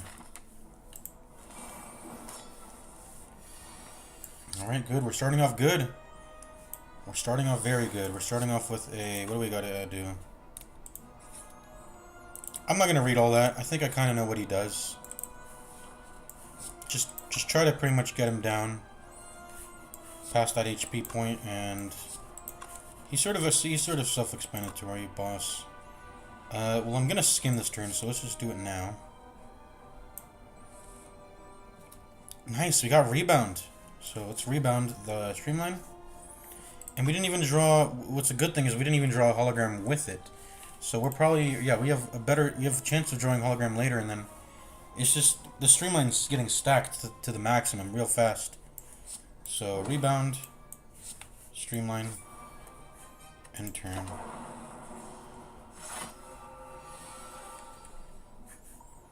What does he do? 36. He gives you 2 turns to deal, what is it? 35 plus 9 damage. Damn, this is a very big number though. Always begins with charge up and then cycles as charge up, fierce bash, vent steam, and then whirlwind. You do not want him venting steam, so you gotta try to kill him before he does that. That's usually what you gotta do. Guardian instantly gains 20 block and enters defensive mode where it performs close up, roll attack, twin slam, and then he will remove the sharp hide, and then it re-enters the offensive cycle with a whirlwind. Yeah, okay. I know how this boss works. No one in the chat. No one has typed in the chat. I guess this is obviously not a good time to be streaming where everyone was watching. Okay. Alright, this is a pretty obvious hand. We just gotta... I think it's better if we... I can go Streamline, Hologram, Streamline. That's only gonna cost 2 mana. I have an extra mana to use, don't I? So I think I should Sweeping Beam now. And then Streamline, because I'll get in more damage that way, right? Will I actually get more... Actually, I don't think I'll get more damage in that way. Let me see. So his threshold is 17. So if you deal... Okay, it's better to just Streamline, Hologram, Streamline then. Let's just do that. And then what will you even Sweeping Beam? Ooh, we can Sweeping Beam the Hologram again. I don't think I want to draw the Hologram though. I want to... Yeah, let's not Sweeping Beam. I want to get the Hologram next turn. Because he's going to have like 20 shield on and it's going to get nullified. So let's do this. Hologram. Lag. My computer, what is wrong with it? I think it's not because I updated my drivers. It's something else. I don't know. I gotta figure it out. Oh wait, Pen Nib is coming up. I think I should press Sweeping Beam then, just to double up the Pen Nib. Then I can get through the block. Yeah. Anyways, we're taking Streamline here. Or let's wait until next turn. Just wait until next turn, and then I'll be able to Hologram Streamline. He will have sharp. What was it? Sharp hide 3, but we'll take the 3 damage if it means laying in some serious damage onto him.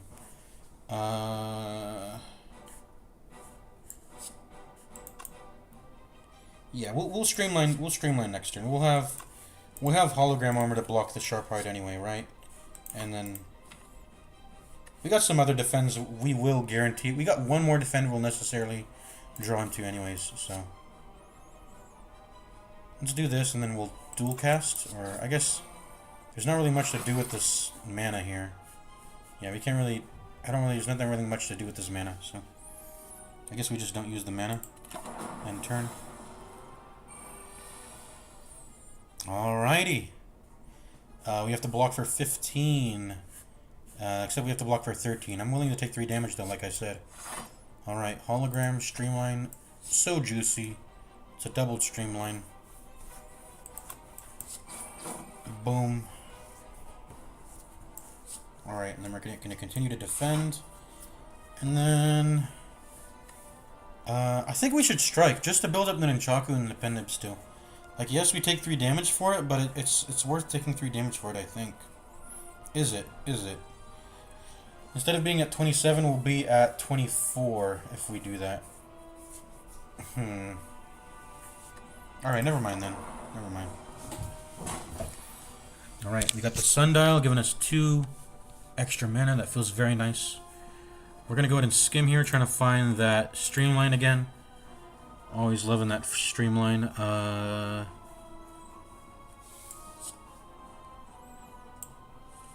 Here's our Streamline. Let's go. How much can we defend this turn? We can defend for... should I hologram this... Should I hologram the skim again just to draw defense? Because I'm going to be taking some damage here. 16 at least. Except 19, because I want to hit that Streamline.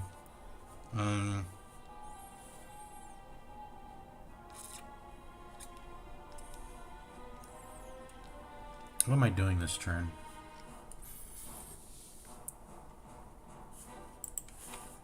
I think I'm defending for sure, because I'm going to take damage. And I think I want to Streamline again. And I think I just want to keep hitting the Streamline. It's just too much valuable to, you know, whatever. Hit me for damage. I don't care. I've got to get this 20 damage in. So we're going to hologram the Streamline again. We're going to hit again, because it feels so juicy to do so. And then we're going to zap. And then, how much mana? 1 mana left.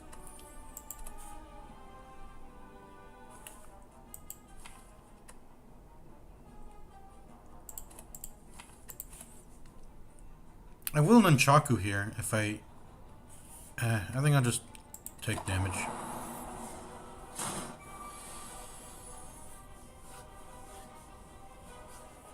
Oof. Ooh. This is close, actually. This is quite close. He does whirlwind coming out of that stance, so... I think I should have skimmed more. This is actually... I saw my draw pile, and I saw it was pretty shit. This is not... You don't want to be drawing onto these type of hands when he's going to whirlwind. I should have tried to... I maybe should have spammed this skim. I don't know. Anyways, he's dealing 20 damage right now. We gotta deal with that. Gotta block at least 10, or else we die. Man, we did not think this fight through. He has way more HP to go.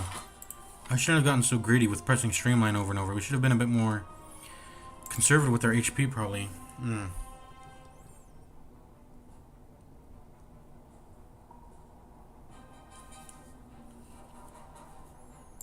I think we got a dual cast. Or no, we can Nunchaku. We can Nunchaku. Proc the energy. Do I want to proc it now, though? That's the question. I don't think I want to proc it now. Okay, we'll just dual cast.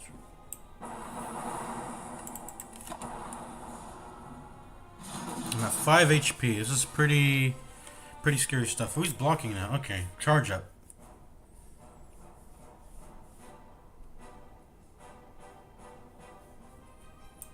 So his offensive cycle is always charge up at some point. I like seeing charge up. That's a good move. That's good to see him do. But then I need to kill him before he offensive bashes.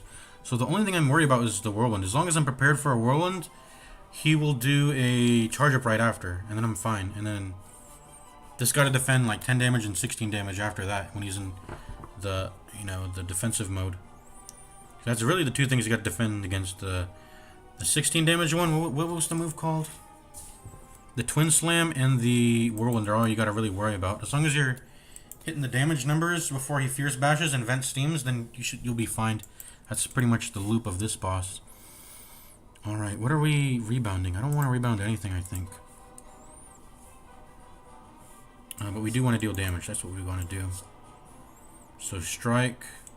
We'll get an extra energy doing this, but I guess we'll just have to... I'm not doing nothing this turn, so I gotta just waste the energy, I guess, sort of. Dual cast. And do I want to actually put him in this now? I don't think so. I wanna let him go another turn. If I put him in this now, next turn he will. What will he do? He'll hit for 10, right?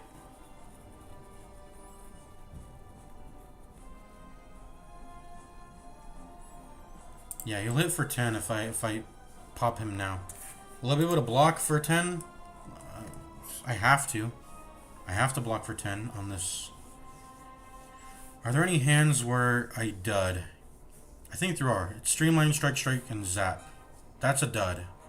I have to draw exactly those 5 cards. Everything else is fine. I think Sweeping Beam will... I don't know. Sweeping Beam... I don't think it's a dud, because it can potentially draw me into draw. Skim is not a dud. Hologram's not a dud, and this is not a dud. This is not a dud. Do I want to pop him now? I don't think so. I think I don't want to pump him now. Let's let him wait. Let's let him block. Just gotta deal 13 damage this turn, which I'm pretty sure I can do. Yeah, I can do that. And then we will go into the... Yeah, now we can pop him. Yeah, let's try to draw some more cards. There we go, perfect. A hologram. We're gonna go ahead and Streamline.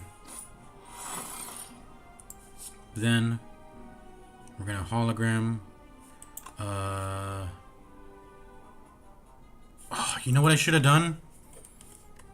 I think I misplayed. Did I? I think I did. What I should have done is I should have hologrammed, rebound, and then streamlined. Oh. Can I cheatsy doodle? Should I cheatsy doodle? I wonder what quitting out does. Does it restart the whole fight? I don't think it does. I think it just restarts the turn. I want to just see what cheatsy doodling does. I don't think it restarts the whole fight, does it? Let's see. Yeah, it restarts the... Oh, wait, it restarted the whole fight. What the fuck? Bruh. I didn't want to restart. Okay, I guess I know now. Now I know. Okay, we're doing the fight again. I don't even remember what all the... I think it draws perfectly the same way it does, because say the Spire is seated. So you'll see that you'll basically get the cheat by seeing all your future draws, and then... I don't remember any of them, so I didn't really, I'm not really utilizing this cheat to its full extent, but... Anyways, we're starting over again. I just wanted to see what... I thought it would just reset the turn that you were on, but I was wrong. This is the same draw, right, I started with? I'm actually doing it wrong, too. I was supposed to skim at the start. Yeah, okay. We're fucked. We're cheating. We're cheating. I was supposed to skim first, because then I can rebound the streamline, just like I did on, you know, when I first fought this enemy. I wasn't thinking. Okay. You pretty much... I think you should always let it go to this, because then you can... as long as you can get past the 9 block, which it's pretty easy to do if you bring down that... Okay, I just farted. That mode shift damage down really low. Alright, so what did I do? What did I do here? I streamlined, hologram, streamlined, I think. Well, I think I started with the streamline, right? Because that gets him down to 2, and then I hologrammed, and I streamlined. And then I think I just set on the mana, or I dual casted. Did I dual cast? I might have dual casted. Maybe that wasn't the right decision, because this is a pretty long fight. Maybe I don't actually dual cast in this position, because it's a pretty long fight. But I think I did streamline. I think I did hologram. And I did streamline again. Get him past that threshold with the most. And then I think I intentionally didn't sweeping beam because I didn't want to draw hologram. And I wanted to save my pen nib for the, what's it called? I'm farting again. I'm saving my, what was it? Yeah, I'm saving my pen nib for the, hologram into streamline next turn. I will take 3 damage from it, but I said that I was okay with that. Yeah, that's what I did. I hologrammed, and I streamlined again, because I wanted to hit it. Boom. Then I defended, and then I didn't strike. Then the sundial procced. And then what do I do here? I think I continue to just be greedy and then just try to well, first I think the first thing we got to do is skim on this turn, right? Obviously. We got to skim.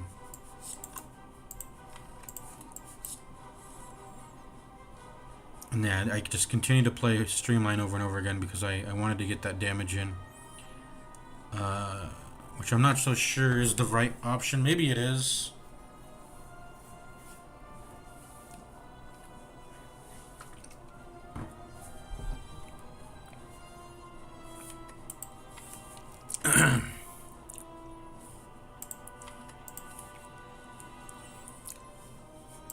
I think we for sure blocked. I think I also streamlined still because I love pressing the streamline. It does a lot of damage. And then I think I hologrammed it. Right?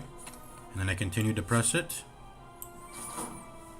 And then I zapped. And then I think I wanted to save my nunchaku for next round, and I also didn't want to take sharp hide damage. So then with my remaining mana, I didn't do anything. I think that's what happened. Yep. And then he's going to come out of Whirlwind, and then we're going to take a lot of damage because we don't have a good hand to go into Whirlwind. And then this is at the point where I realized I should have just hologrammed the skim rather than pressing streamline twice and get greedy. Just press it, I should have just pressed it once and be happy with that. And then hologram the defend or hologram a skim just to go through my deck faster. Be ready for that whirlwind pretty much. That was what I needed to do. But I think I'm pretty much retraced my entire steps for how I played this fight. Yeah, and then the whirlwind comes, and then I got a double defend.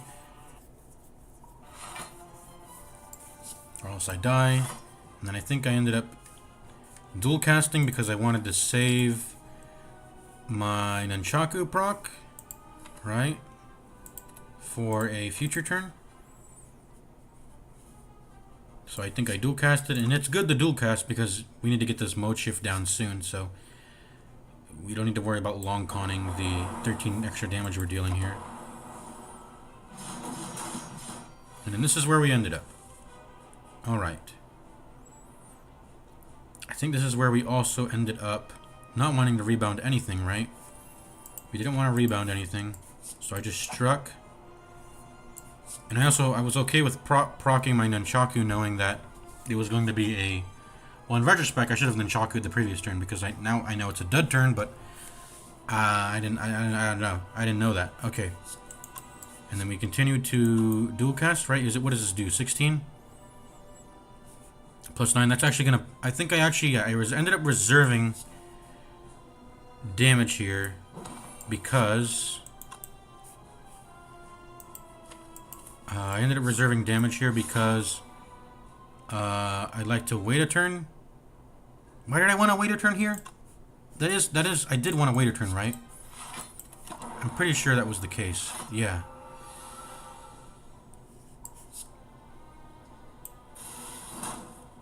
Yeah, because I was able to do this anyways. Okay, so we're back up to speed.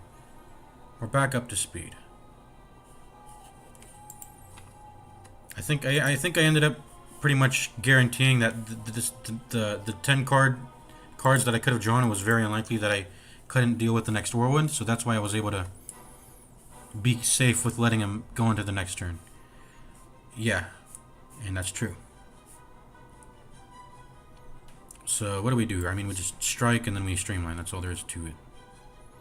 Strike and then streamline, and he goes into defensive mode. And that's pretty much where we ended up, yeah. And now I die, right? I think now I die because I need to block for 10 this turn. We can block for 10 for sure, but yeah. I think this is where we ended up. Alright, excuse me.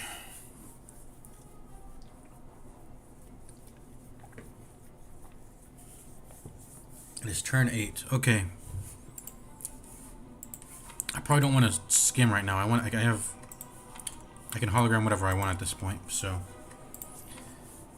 if I was greedy, I would go for streamline. I mean, I would die. Yeah, I can hologram the streamline again, but I would die here because we do not have any defenses. I need to hologram a defend here, right? Or I die.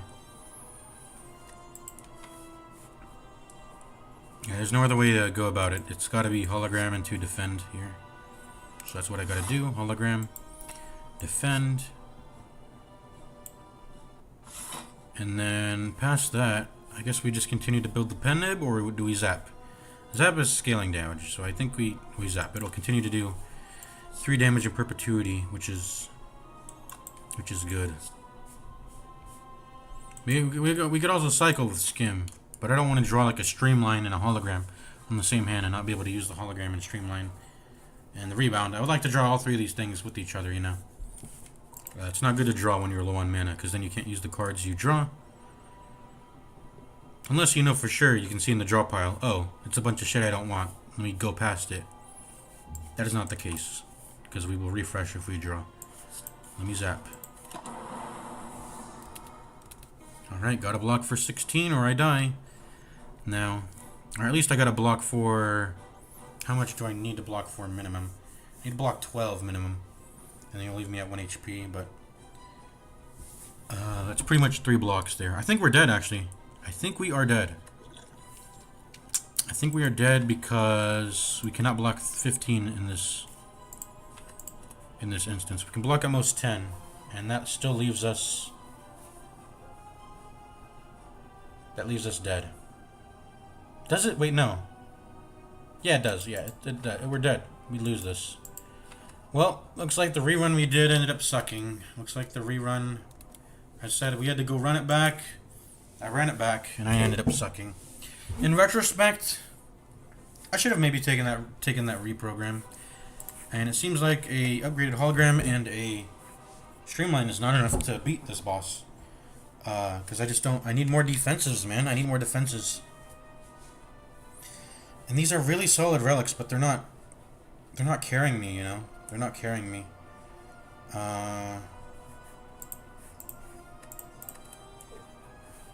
Yeah. Excuse me.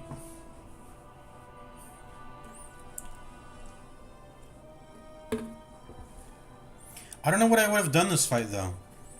If I had, I mean, I don't know what I've done. If I had rested at the last campfire rather than upgraded, would I have been able to defeat this boss still? I don't know. But yeah, I think this is death right here. If we skim and get another defend, it's only blocking for 10 still. So this is where we just gotta accept defeat, I guess. Block, block, and then die. Vanquished. Do I run it back again though? Do I do the triple run back?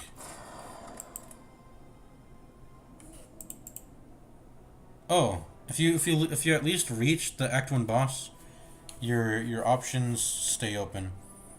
If you don't reach the Act 1 boss, I think what happens is you only get the... You either get a boss swap or you get the first 3 enemies start with 1 HP. I think it's always those 2 options only. If you... Or maybe I'm misremembering, but I think it is those 2 if you lose before you reach the Act 1 boss. I think I'm going to end it here. We've streamed for 3 hours, 48 minutes. Quite a while. I am going to end it here, I think. I don't think we're going to run it back 3 times. I think I got to just accept the fact that I suck. I need to get better at this game. I need to figure out what the good... I need to think more. I need to think more. I need to think more about my defenses. That's like a priority. Got to think about my defenses because that's something I'm not... It's something I'm not thinking about. I think I'm getting through the Act 1 elites because I am thinking correctly about, you know, just get my damage, defeat the Act 1 bosses with damage. That's usually what you do. And I had a great time doing that, just getting through those guys. But after that, you gotta have a sustain... You gotta have a damage sustain a plan in the future. Because there's going to be instances where you're not able to just burst down and kill the enemy, and you're going to need to defend against chip damage, or else you'll die. Either that, or you just got to take way more campfires and rests at them, but sometimes you don't want to always do that, because sometimes you want to get card upgrades, right? Because card upgrades are good.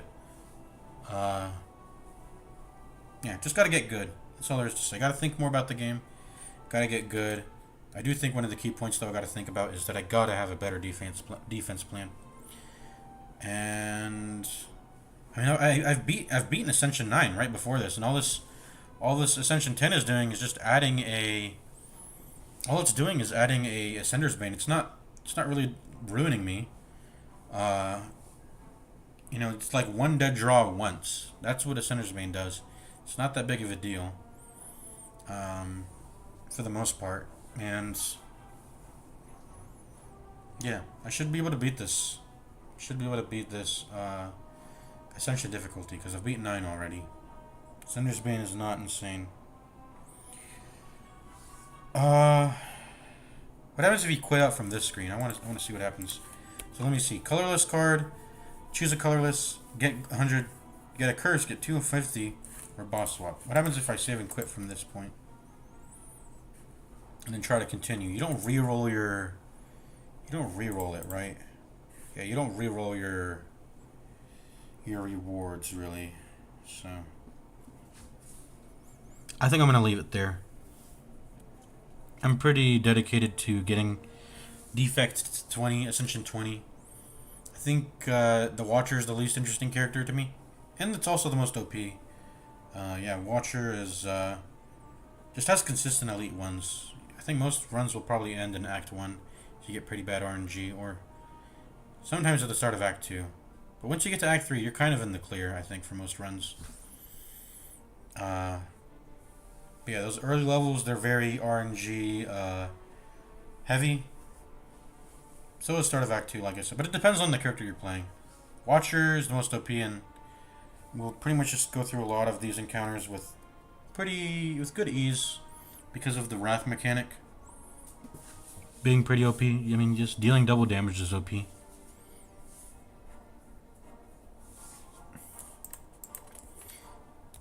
Do I end it? I'm really considering not ending. I'm kind of. I wanna win. I'm not gonna. I mean, at this point, I'm not gonna finish the run if I start it again. But I will get. I wanna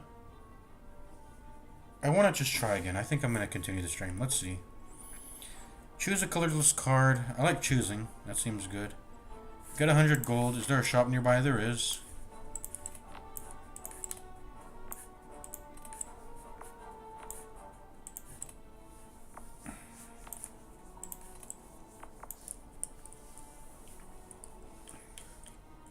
Slime boss. I need slime boss.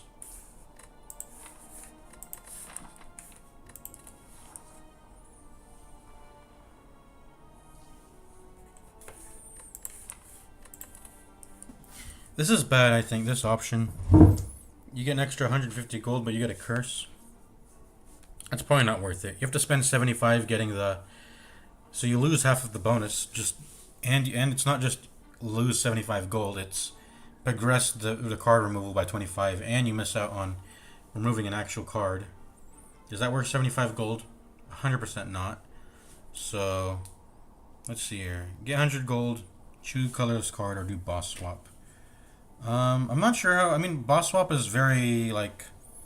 I almost never take it. Like all these other options got to be really shit if I'm gonna take this. Like if this is like obtain a. I don't know. It just got to be shit. Usually it'll be like like you don't get to choose a card option, and then the other option. I don't know what this could be. That could be making shit, but I think I've taken boss swap before, but it's only like a last ditch effort to make this starting thing good, because usually there's something that's like okay, like 100 gold, or choose a colorless card. And this can be very variable, obviously. And it'll also make dual cast a dud. So it's not really as good on defect, because it can make dual cast a dud if you draw it before you draw your zap, that is. So when you do boss swap, I think dual cast is probably one of the first cards that's got to go, because you won't start without zapping lightning. And also the correct core is it's a really good starting relic. What are the other starting relics? Silent draws two extra cards at the start. That's her thing. Ironclad gets HP at the end of every combat. You can never go wrong with Ironclads. And same with Silent, but I guess they're all good. But actually, Silence draw 2 extra cards at the start can be. It is useless at the start. It's why she's one of the hardest to do Act 1 with, because drawing 2 at the start doesn't really matter that much. I know she has a 0 cost card, and yeah, Silent is definitely that's definitely the best boss swapper you can do is on the Silent, because her starting one is. I mean, draw is always good, and you're gonna appreciate it later on, but at the start you don't have the mana to press all the cards that you're getting an extra draw for. Let me look it up. The Silent, Slay the Spire. I mean, I don't know why I have to Google it. Yeah, Ring of the Snake. At the start of each combat, draw 2 additional cards. You're not really able to use them, so yeah.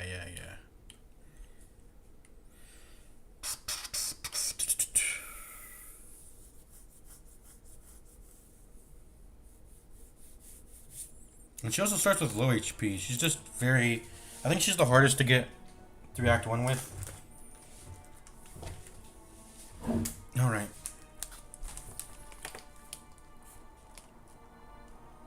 I think this option looks the best to me. Ooh, Dark Shackles is amazing. I think I'm taking that immediately. Even if you don't consider enemies with multi-attacks, and if you do, then this becomes, block for 18, block for 27. This is like it's a 0 card block for 9, at the very least. And then exhausts, whatever. 0 block for 9 is insane, even if it exhausts. Deep breath, let's see. Shuffle your discard pile into your draw pile, and then you draw a card. So it's kind of like Reboot. I don't know why reboot is worded differently, where it says it'll take all your cards and then, I guess it's, yeah, it is different because reboot will take the cards in your hand too, not just the discard, and then it'll put it all into the draw. All right. Dark Shackles. That is for sure what we're taking, and it's so good. And then I think from here we're just gonna. I think I'm gonna call it. I'm gonna start up on another stream. I think that's it for me. I'm pooped. Stream for 4 hours. I'll see you on the next one.